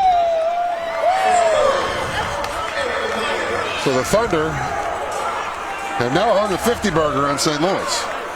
Yeah, 50-burger and still almost 2 quarters of action to go. And I'll tell you what, scoreboard operator, get ready. Might have to put a 3-digit up there at the rate we're going. Well, there's room. It's a digital scoreboard, so they've got room. The Thunder have been impressive tonight. I mean, we knew coming in St. Louis was going to give them a test. A couple weeks ago when they went to Tampa, that was expected to be the test, and they blew Tampa out right off the field. And Tampa did not help themselves that night.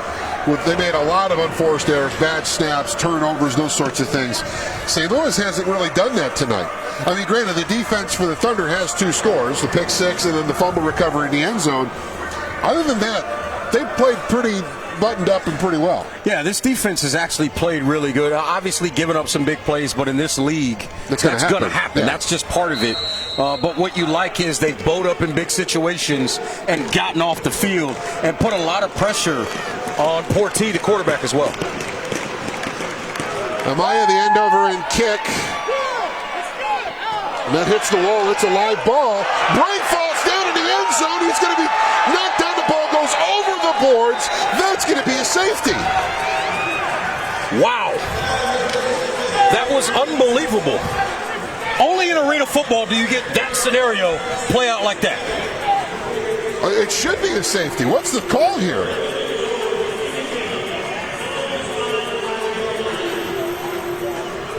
Not sure what the call is. Yeah, it's the officials have not signaled safety. They've not given any indication as to what it was. Now, Antonio Bray let the ball hit the wall off the kickoff. Correct. It bounced. He then touched it, but he had a hard time getting to his feet. And then he pushed the ball out of play. And yet they're spotting the football 1st and 10 at the 5 for St. Louis. I'm not quite sure what. We're going to have to get an explanation. I'm not quite sure what this call is. That should be a safety. I agree. And Irvin Bryson wanted an explanation as well. But he did not get one, and so St. Louis 1st and 10 at the 5. Porti, quick out, throws it to Bray. Bray's going to get it to the 10, where he's wrapped up by Artie Holmes, and John Gibson came in to add a lick for good measure.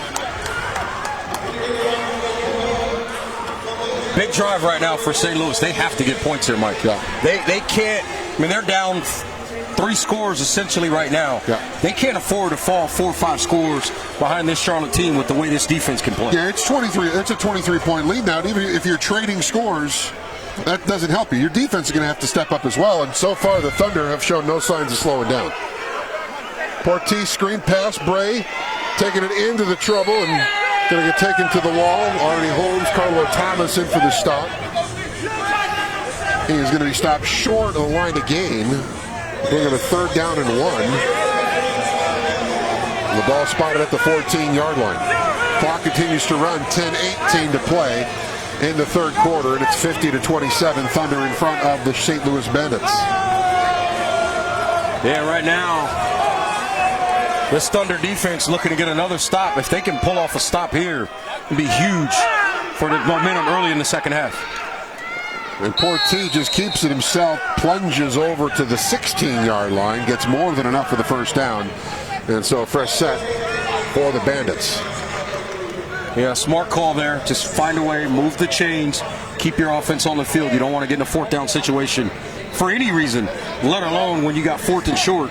You don't want to snap the ball 6-7 yards backwards trying to go 1 yard forward. Yeah, this Bandits team is going to be a problem for a lot of teams this year. But tonight they've kind of run into a bit of a buzzsaw as the Thunder have had every answer that for every challenge that's been posed to them so far through the first half and about 6 minutes of this third quarter. Pump fake. Porti's going to get dropped by Davante Adams. Number 32, Davante Adams, who, remember, left the game earlier with a lower body issue. It looks like his left knee has given him some trouble, but he's able to spring free and get a big piece of Porti, knock him to the turf. It's going to be a loss of yardage, loss of about 6 there. And that's been the difference in the game. This defensive front able to get Porti on the ground with some sacks, put a lot of pressure on him, and force this St. Louis offense to play behind the chains. Yeah. When you get behind the chains, you're off schedule. It's harder to make plays. It's harder to take some of those deep shots because all you're trying to do is catch up to where you were at the start of the series of downs. Well, it's a bit of catch-up here for the Bandits. 2nd and 16 after that Davante Adams sack. Porti fires over the middle. Artie Holmes, he had another one in his hands and he couldn't squeeze it. Artie Holmes, we're going to find him a jugs machine this week. Well, he'll probably find it himself. We saw him right before the start of the second half, and he was being hard on himself about the one in the first half. So that one, probably he just wanted it so bad to prove that he's ready to start making plays again. Unable to do it, he will never let himself hear the end of those two tonight. Oh, yeah. Artie is his own worst critic. There's no question about that.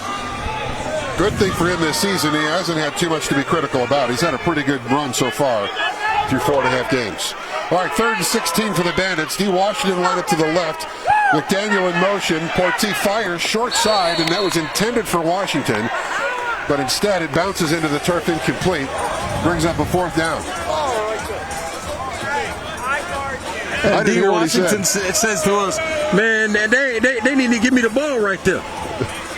They tried, but tough throw. But now to that point, as good as Washington is, Carlo Thomas has answered the bell consistently in this ball game, making plays, particularly the 2 plays on the last drive in the second quarter to keep points off the board for St. Louis. And this crowd on their feet,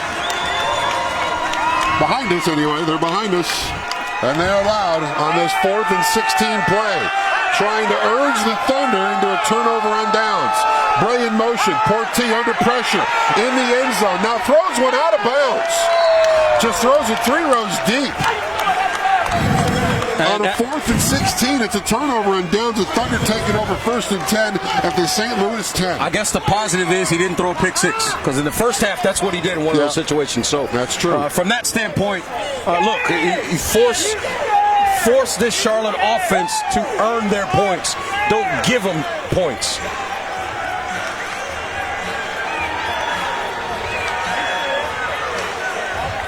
And for those that are wondering what's going on, TJ Warren, I'm not sure if he's an Omega man, but they're playing Atomic Dog, and usually the gentlemen of the Omega Sci-Fi Fraternity Incorporated, they get pretty amped up when the song comes on. And we just saw a show from TJ Warren. I don't know, but I'm going to make a guess that he might be a Q. And I know that because my college teammate, Spice Adams. You turn that song on when he's in the room, the show is all him. Thunder with a 1st down and goal to 10. Handoff is to Ham. Tries to get it outside. Stopped there by Trevor Pugh, number 6. But not before Hand gets about a 1.5 yards, look at 2, down to the 8. So it's the 2nd and goal from the 8. Yeah, and right now, this Charlotte offense, they know that David Ham can carry the mail, and they're going to keep feeding him the football and ask him to wear this St. Louis defense down and get in the end zone once again and extend this lead. 2nd and goal from the 8. Lancaster, Lee, and Jay Hood split wide. It goes to Hood, who's going to be thrown to the wall at the 5. So again, 3 yards on that. So it'll be a 3rd and goal at the 5-yard line. And this Thunder team still moving forward, but they're taking the air out of the ball a little bit here. That's right. That clock is melting. Absolutely. And remember, you were talking about the minimal possessions late in the last game for Charlotte. If you think about this third quarter, this is just the 3rd possession period. Of the quarter. Between the two teams, and we're under 5 minutes to go. Well, 5:20 and counting. Heading towards 5 minutes, I should say. Loose ball. Him picks it up and just rolls in. David Him picked up a fumbled snap and goes in from 5 yards. And then we get a Jean-Luc Child spike. When it's going right, it's going right. And when you got a guy like David Ham, who's been in big situations in his football life, he doesn't panic, Mike. He didn't panic there. Stepped up to the football, got a wide base to make sure he got down and got his hands on the football, picked it up, got in the end zone. That's a great job by him to make lemonade out of lemons. There you go. I know where you wanted to go. Yeah, I know it where might you have wanted been a to go. chicken salad we reference are on a coming. web stream, but There still, you let's, go. let's still, Amaya's extra point up and good. And now the Thunder up by 30. 57-27 is the score. And we're at 4.5 to play in the third quarter. And this Thunder team, you talk about that touchdown by him, his fourth of the game. The poise. And that comes from a guy that can play at a very high level. Absolutely. You know, having that opportunity with the Oakland Raiders, albeit brief, they still gave him a look. He's a guy that's got the makeup to be at that level. It's just a matter of getting that opportunity. Absolutely. And sometimes, look, at the end of the day, obviously we talk about physical talent in sports. You still have to have the mental wherewithal, the mental fortitude to handle certain situations the right way. And that's an example of being able to handle a situation the right way there by Ham, not panicking, picking that football up. The opposite, and this is no slight to Bray, but the opposite of how Bray handled the issue with the kickoff earlier. Yeah, that's a very good point. Very calm, makes the right play. 58. No, it's 57. It was 50-27, and now it's 57-27. The scoreboard's wrong. It's still a 30-point game. I trust you. You're good at math. I just watched the game. That's Unless our scoreboard operator is seeing into the future, we got an Erica Maya Rouge coming to make it 58. And that might be what it is. Probably not a terrible idea because he's been good at it.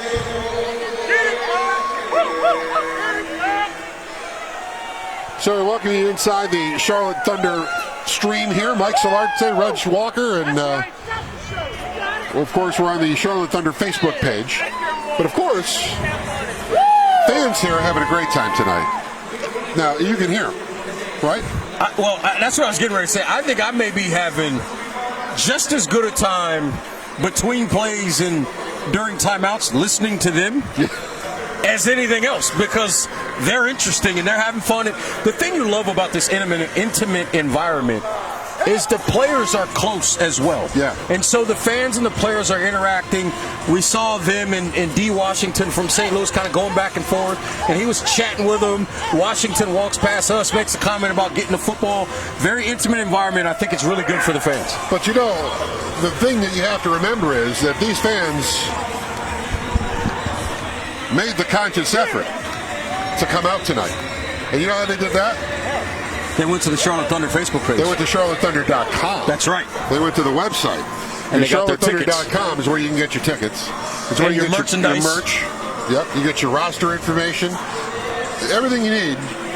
charlottethunder.com. It's not hard to find. No. It's pretty easy to spell. Yeah. Pretty easy to spell. Both conventional spellings. charlottethunder.com. And you're in. And you can be like the fans that are behind us. Loud. Raucous, having a fun night at the old ballpark. And this is really good for the kids too. Oh, great! They're seeing these athletes up close and personal, making plays out here. And if you want to give a chance for your kid to see some live football action in person, this is certainly an affordable ticket, if you will, Mike.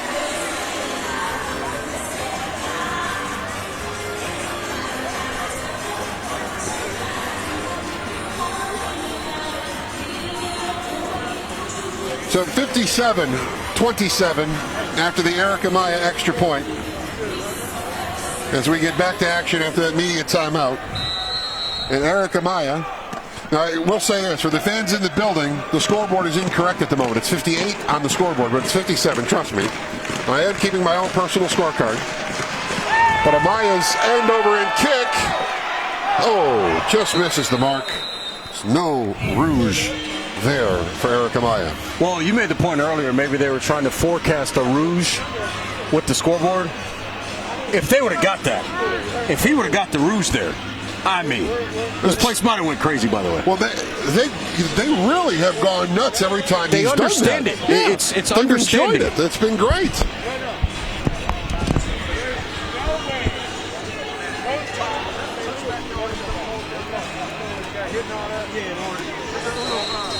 So first and 10 for the St. Louis Bandits. 4:29 to play in the third quarter.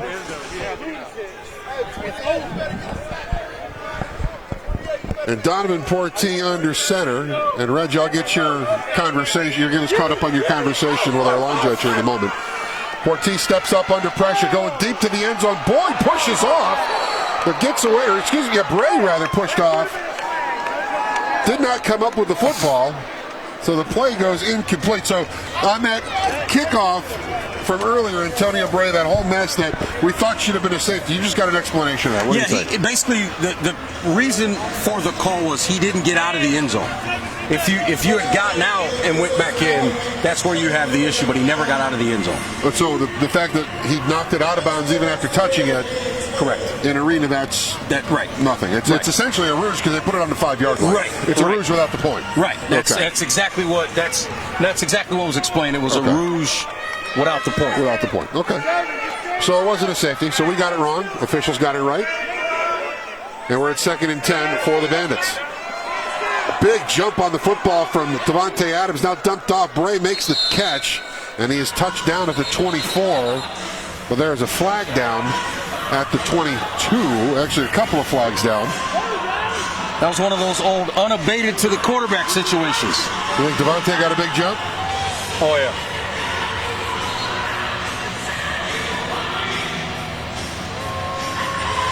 Let's see what the call is here on the field. And Paul, that Davante Adams offsides. So that will give St. Louis 5 yards to the 25-yard line. And it'll be a 2nd down and 5 for the Bandits.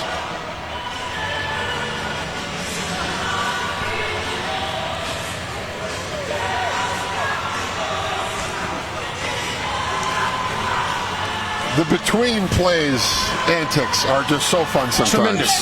Tremendous. You got TJ Warren dancing. You got Davante Adams dancing. Yep. And now they're going to reset the play clock. They're not going to reset the play clock. We're underway. Out of the gun, Portee flushed, under pressure. Look out, Reggie throws that one deep downfield. That's out of bounds. As Davante Adams got a shot in on Donovan Portee right in front of us. Yeah, I said, watch out, Reg.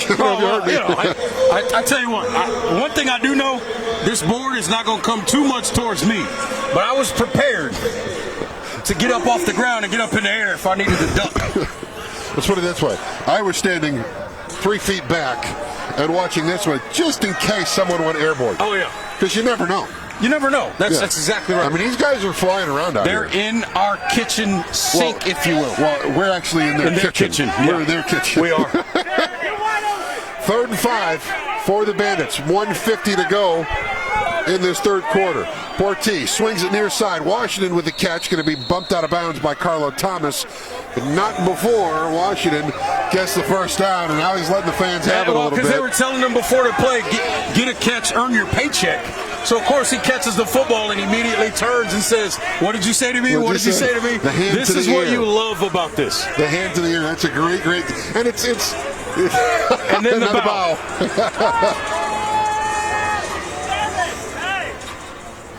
And now they're going to stay on him because they know he'll go back and forth with them. Yep. That's what you love. 1st and 10 for the Bandits at the Thunder 17. Portee, far side McDaniel, going to bring that in, and he's going to be taken to the wall by John Gibson. And I'll give McDaniel progress to the 12. So 5-yard pickup. Bring it a 2nd and 5. The Bandits putting together a drive. They haven't done this in a while. Actually, they haven't really done this much tonight. 3 of their scores have been those big plays, and this drive started at their own 20, and they just kind of moved it down the field. But the problem with that is we're at 40 seconds to play in this third quarter. They're just running out. They're running out of racetrack. Running out of time. That's right. 2nd and 5. Porte firing far side over the head of Washington, was trying to curl around Carlo Thomas. That ball ended up sailing out of play, incomplete. And Washington immediately motioned to Porte, hey, that's on me, that's on me. So not quite sure. Maybe he wanted that route to be more to the corner instead of a stop route. But again, Carlo Thomas on top of the play there, on top of the route, didn't really give him the room to push that deeper, right? That's good coverage. Yeah, it really made the decision for him. At the end of the day, offensive players and defensive players are taught to beat the other guy. Sometimes the other guy just wins. Yeah, that's absolutely right. Third quarter in the books as the horn goes. The Charlotte Thunder in front 57-27 over the St. Louis Bandits through 3 quarters.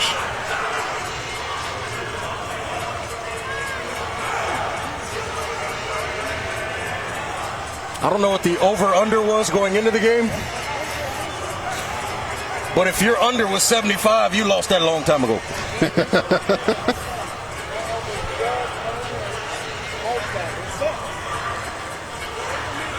So we'll flip the field. St. Louis will have the ball with a 3rd down and about 5 to go.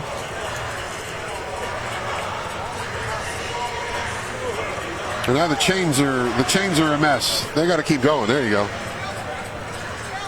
St. Louis needs to score. Yeah, they need something in positive. short order if they want to stay in this game. Well, this will be the highest point total that the Thunder have allowed all season. It's been 12, 12, 9, and 6. But this is also the most legit team that they've faced. But remember, this is also a defense that has 2 touchdowns.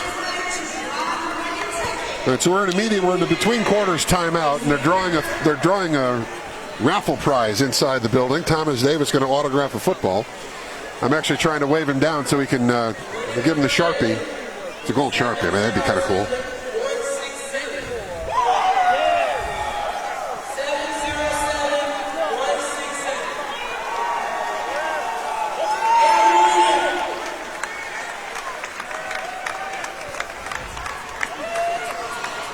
Thomas Davis, one of the co-owners of this team. He's in the ownership group with Ted Ginn Jr., I should say.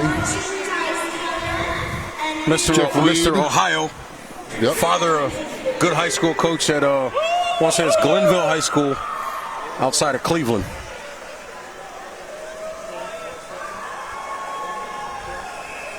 So Ginn may not be with the Carolina Panthers, but still a part of this community, if you will. Yes, absolutely.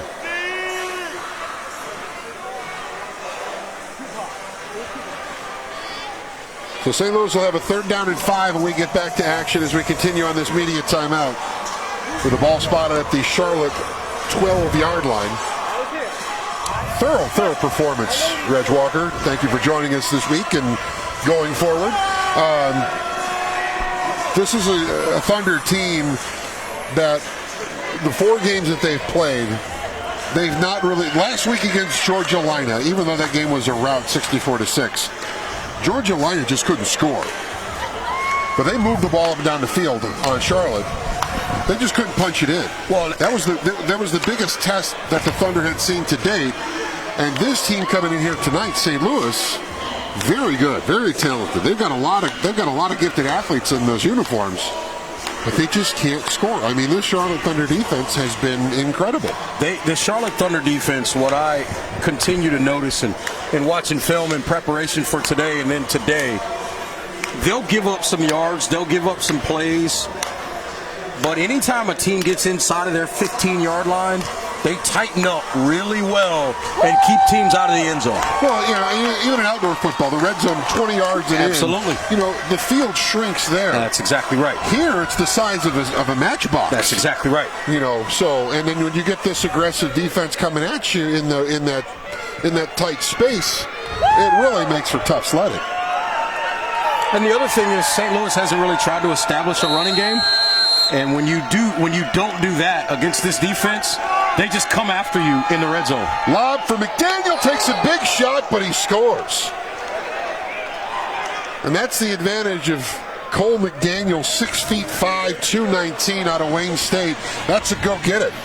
That's all that is. Mike, I've been around this game a long time. I played DB myself. I've even coached at the high school level. I had a kid one time. He came off the field to me and he apologized. I said, "What are you apologizing for?" He said, "Well, I gave up the touchdown." I said, "You're 5'9", that kid's 6'4". He just went and got it. I can't coach that. And you can't be blamed for that.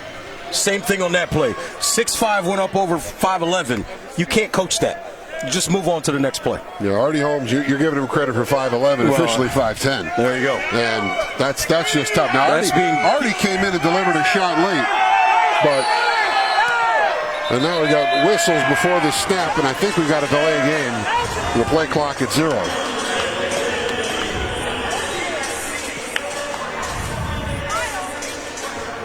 So they'll move him back 5 yards and do it again.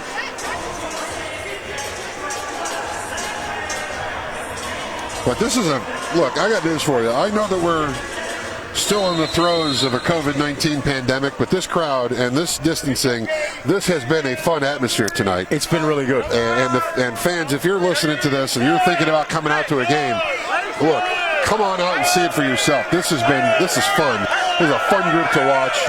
They're playing some really good football. That extra point is no good. So the penalty cost them. The penalty cost them an opportunity to put another point on the board. 57-33 after the failed PAT. They wanted to throw the ball in the flat. T.J. Warren buzzed the flat and got underneath the route where they wanted to throw the football, and poor T had no choice but to eat it. That's great defense. And Jimmy That's Thomas, assignment defense. Yes, and Jimmy Thomas cleaned it up. Gets to clean it up and get the sack. Turnover on downs. Thunder football. 6:34 to play in a 64-33 score. Charlotte Thunder have taken on every single challenge tonight, and they have gotten it done. So full marks to them with the way that this has played out tonight. It's just an incredible game being played by the guys in black tonight. Clock underway, it winds now. Clock moving, 6:20 to go on the change of possession. Steph Cologne still in at quarterback. Trey Lancaster being the motion man. They're taking their time. They're burning this clock. Irvin Bryson now giving the point to Cologne to get it going with 6 on the play clock. Lancaster in motion to give us to Ham. Ham up the middle. And he's going to get it to the 15. It's just a great job by Ham, staying patient. Was going to cut it backside, saw a defender show up, so he just went right back to his left in a little bit of a crease, got what he could, maintained possession, got on the ground. Play clock has yet to begin. While the game, okay, now the play clock is moving. By the time this play is over, it'll be less than 5 minutes to go in this game. And this is Irvin Bryson completely deflating the football. Absolutely. And getting his team to the finish line as quickly and efficiently as possible without getting more bodies banged up. That's exactly right. Trey Teasley now in there at center. Man in motion is rolled out again. Pitch to him. Now he cuts it back. Look at the cut and the moves on him. Staying on his feet. And now the whistle finally stops play. David Ham. Wow. That's big time. I mean, just no panic. Stayed patient, reacted to the situation, and made a play. And Mike, again, we talked about how close these players are to us. Trevor Pugh at the end of that play kind of looked at us like, what do we got to do? What do we got to do? What do we got to do for something to go right for us? They're rolling one of these bad back snaps, to the quarter. Right. he's beside himself, if that's humanly possible. It's just been that kind of night. It has. For St. Louis. 3rd short after Ham got him out to the 12. I mean, this is remarkable. And the play clock now down to 4:19. Bryson slowing things down. Now he gives the point. There goes Lancaster in motion. Toss to Ham. Can he get to the yard to gain? No, he's going to be stopped short. Yeah, he made sure to stay in bounds. I mean, not that that matters as much in this league. Yeah, because the with clock the way the winds, clock runs, but that's wherewithal, right? As a player, Ham, we talked about where he wants to be in his football life and what he's trying to do. That's one of those plays that the average person looks at and goes, "What's he doing? Get the yardage." But if there's a scout at another level watching that, they go, "This kid's aware of situational football." Yep. All right, so loss of a yard, so it's 4th and 2, 4th and a very long 2 for the Thunder. 3.5 to go in the ball game. And they're just, again, slowing things down. Bryson now letting them go. Daniel Lee in motion. Good snap from Teasley. Ham, his knee looked like it was down. I'm not sure that he got there. I don't think he got there either, but I don't think Coach Bryson is all that concerned because they ate up about 3.5, 4 minutes off of this clock, and all they did was go about 15 yards. Yeah. 3:14 to play. 18 yards-ish. Yeah, 3:14 left in the ball game. 64-33. Thunder in front.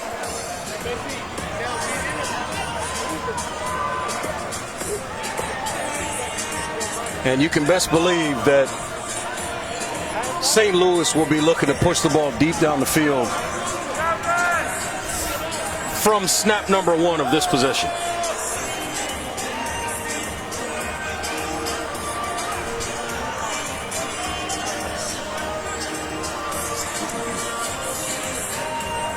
They're talking things over.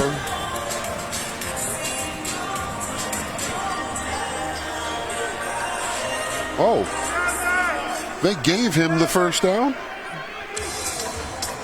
Yeah, it looks like They're they changed this. him the first down. Wow. That was... I thought he was short. I thought the official on the far side had it marked. Had it spotted, but apparently not. All right, so the Thunder stay in business on the offensive side. The clock will wind right now with the whistle. And we're at 3:10 to go in the ball game. Thunder can really salt this away on 3 plays. Absolutely. But you can't take a knee. Right. You're You not have allowed to take a knee. You got to have something moving forward. So it's student body David Ham left. Student body David Ham right. At least that's what I would think. Ham is back there. Daniel Lee will be the man in motion. The problem is, with David Ham, student body left will be a touchdown. The way that guy's running the football. There's a handoff up the middle. He's still on his feet. Now they're going to stop him and drive him back. Whistle stopping play at the 5. You know, and I wonder what head coach Jeff Hunt is thinking right now. Because,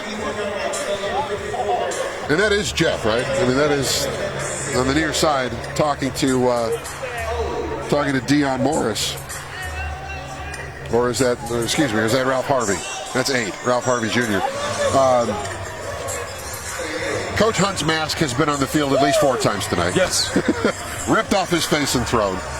And his headset was nearly tossed. Yeah, exactly. And that's why he's not wearing the headset anymore. Probably because that might have gone through the uprights. Yeah. Yes. Under 2 to play here in the ball game. Cologne rolling to his right, throws that one out of bounds. Looked like that was intended for Jay Hood. No, Daniel Lee, but it goes off the wall and out of play. So 1:40 to go and counting. Well, the interesting thing here, Mike, is when does this play clock start here? Because now it's now 3rd down. If you look at it right now, we're at 1:30, and we got the 1 minute warning. And the 1 minute warning is coming. If I'm Charlotte, I don't run a play because the play clock will not run out. Right. And to that point, they're walking over to the sideline to Coach Bryson right now. Yeah, I mean, this for all intents and purposes, it's now official. It's over. And because as good as St. Louis's offense has been at times, they're not scoring 31 points in a minute. Right. So right now, the Thunder are just trying to get this thing across the finish line. Trying to get, ice bags for everybody. That's right. Getting that cold tub. Yep. Spend this Sunday in the cold tub, young fellas. But as I've said before, and I'll say it again, this St. Louis team is going to be a problem in their division. They are. But for the Charlotte Thunder, It's been pure dominance, Mike. It's been thorough. St. Louis will leave the Bojangles Coliseum with the knowledge knowing that they score the most points of any team on this Charlotte defense. They have nearly scored in this game as many points as Charlotte has given up the entire season. Yeah, 39 total for the season, 33 tonight. How about that? That's going to hurt the average. Because they were liking the fact that it was a single-digit average. Correct. But in this league, if you're giving up 30 or less, if you're giving up 30 or less, you're a top-flight defense. Yes. This group has given up 72 points. I mean, for the season. It's ridiculous. That's absurd. Put it this way: they've scored in one game more points than they've given up the whole season. Yeah. It's pretty good. It's really pretty good. And that's a credit to these coaches, but it's a bigger credit to these players. And it's a three-phase approach, right? Yeah. We talk about football being the ultimate team sport. On a night like tonight, you get 2 defensive touchdowns. So you've got that going for you. This defense, we just talked about how they've been shutting people down. Offensively, you got a running game. You got your passing game working as well. And then you got guys making good, smart plays in the special teams game. We saw earlier Carlo Thomas on the onside kick. Yep. We've seen several rouges from Amaya. Just a lot of winning plays being made. It's like you say, it's from all sides. Ham up the middle, getting touchdown number 5. David Ham on the first play out of the 1-minute warning. Which the clock never started on that play. That's true.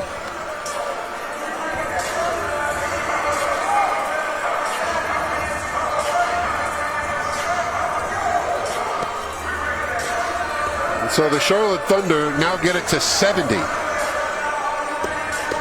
And, when you look back at the scoring in this ball game, Reg, it's competitive here. I mean, we're in a 15-14 game. And then it started to get away. Actually, 22-21. And that's when it started to get away. 29-21. Actually, 29-27. I mean, St. Louis was in this. They were trading punches. That's right. And then all of a sudden, the bottom fell out towards the end of the second quarter. T.J. Warren's fumble recovery for a touchdown, I think, is what flipped the game. Right after the 30-yard run. That's exactly right. Yep, the 30-yard touchdown run. As Amaya kicks this one through, and it is good. And Amaya hit a rouge right after that. Charlotte is a rouge away from equaling in this game their offensive point total to what they've given up defensively the whole season, including tonight, which would be 72. Which would be 72, yeah.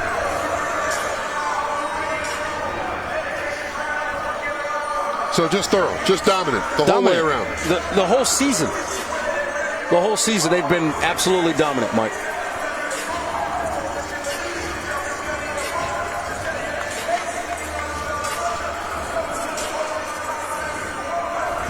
So Amaya is going to give it a go. The clock still hasn't moved.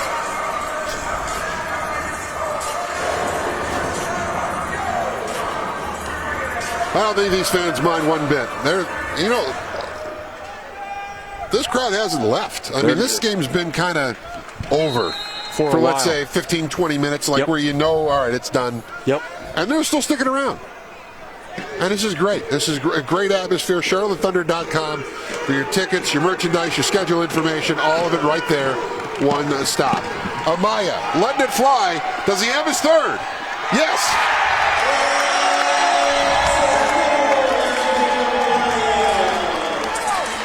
Unbelievable. And Charlotte has now scored tonight 72 points.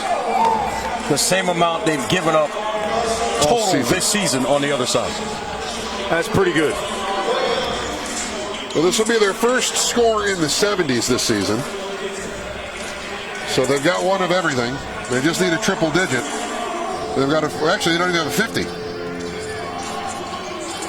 Yeah, they're 60s, 70s, 80s, 40s. Now a 70. Well, their next target's going to be 100. Oh, yeah. Well, I'm not sure that they're going to get that opportunity to get 100. It's going to be tough. I mean, the rest of it, they've got some divisional good teams on the cover on the back end of the schedule. Opponents. Tampa Bay towards the end of the season. We'll see what they're all about. Mississippi, we haven't seen them yet. That's May the 8th, the trip down to Mississippi. Or as they say, down to the SIP. Down to the SIP, correct.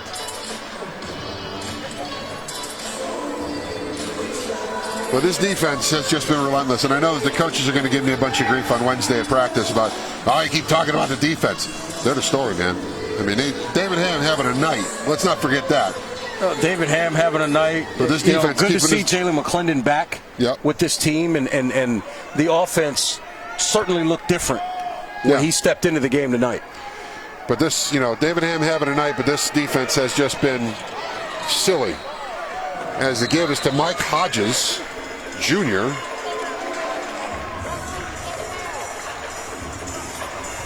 And he's taken out of bounds. And that's going to be a no gain. So, Mike, as you know, I'm a music guy. Song playing right now in the arena. Lights, camera, action. Yep. I didn't know that, but I'll take your word for it. Charlotte has responded to the lights and cameras all year long, and they bring the action. That's true. That's why we have you on this broadcast, Reg. This is why I insisted. Every athlete wants to be a musician, and every musician wants to be an athlete. Yep. You got to blend the two. All right, I spun some records back in my day, Mike. I was a little bit, Loss of 2 yards. Ball's at the 3-yard line. Porti under pressure. Throws it over the middle. He's got a man, and that is Shetler. Shetler cuts it back, takes a shot at the 17, where he's knocked down. And on that play, I got to give credit to John Gibson on the coverage, and they were running a little bit of a zone concept. And as the crossing route was coming underneath, there was an over-the-top route. Gibson got deep and forced that underneath throw. Then they rally up and make the tackle. Those are the little things you need to do, particularly when you're trying to close out games. Don't give up big plays. Shetler's completion to the 18-yard line, so it brings up a first down and 10. 20 seconds to go. How do we get 2 extra points? Right? 1 short. Porti going down the field. He's got a man. I'm going to flag Artie Holmes there for a pass interference. Yeah, but I'm okay with that. Yeah, Kevin Chisholm was behind him, and he got a hook on the wrist. He realized he was beat, and he saw it, because he saw it earlier than that, but what he wanted to do was get his eyes on the safety and see if he had over-the-top help. When he realized he didn't have over-the-top help, he went ahead and committed the penalty to avoid giving up the touchdown. I think that's actually a really good decision there by Artie Holmes to not give up the touchdown and take the penalty. Yeah, you take the medicine there, knowing you got beat. But again, the foul occurring before the end zone. Correct. That's big. That doesn't put them. That's exactly right. Deep. It's going to just get bit. It probably is going to allow them to get out of here without giving up any more points. Well, just 9.1 left on the clock. So the Thunder trying to keep 33 on the board and no more. It's about all that's left to play for here.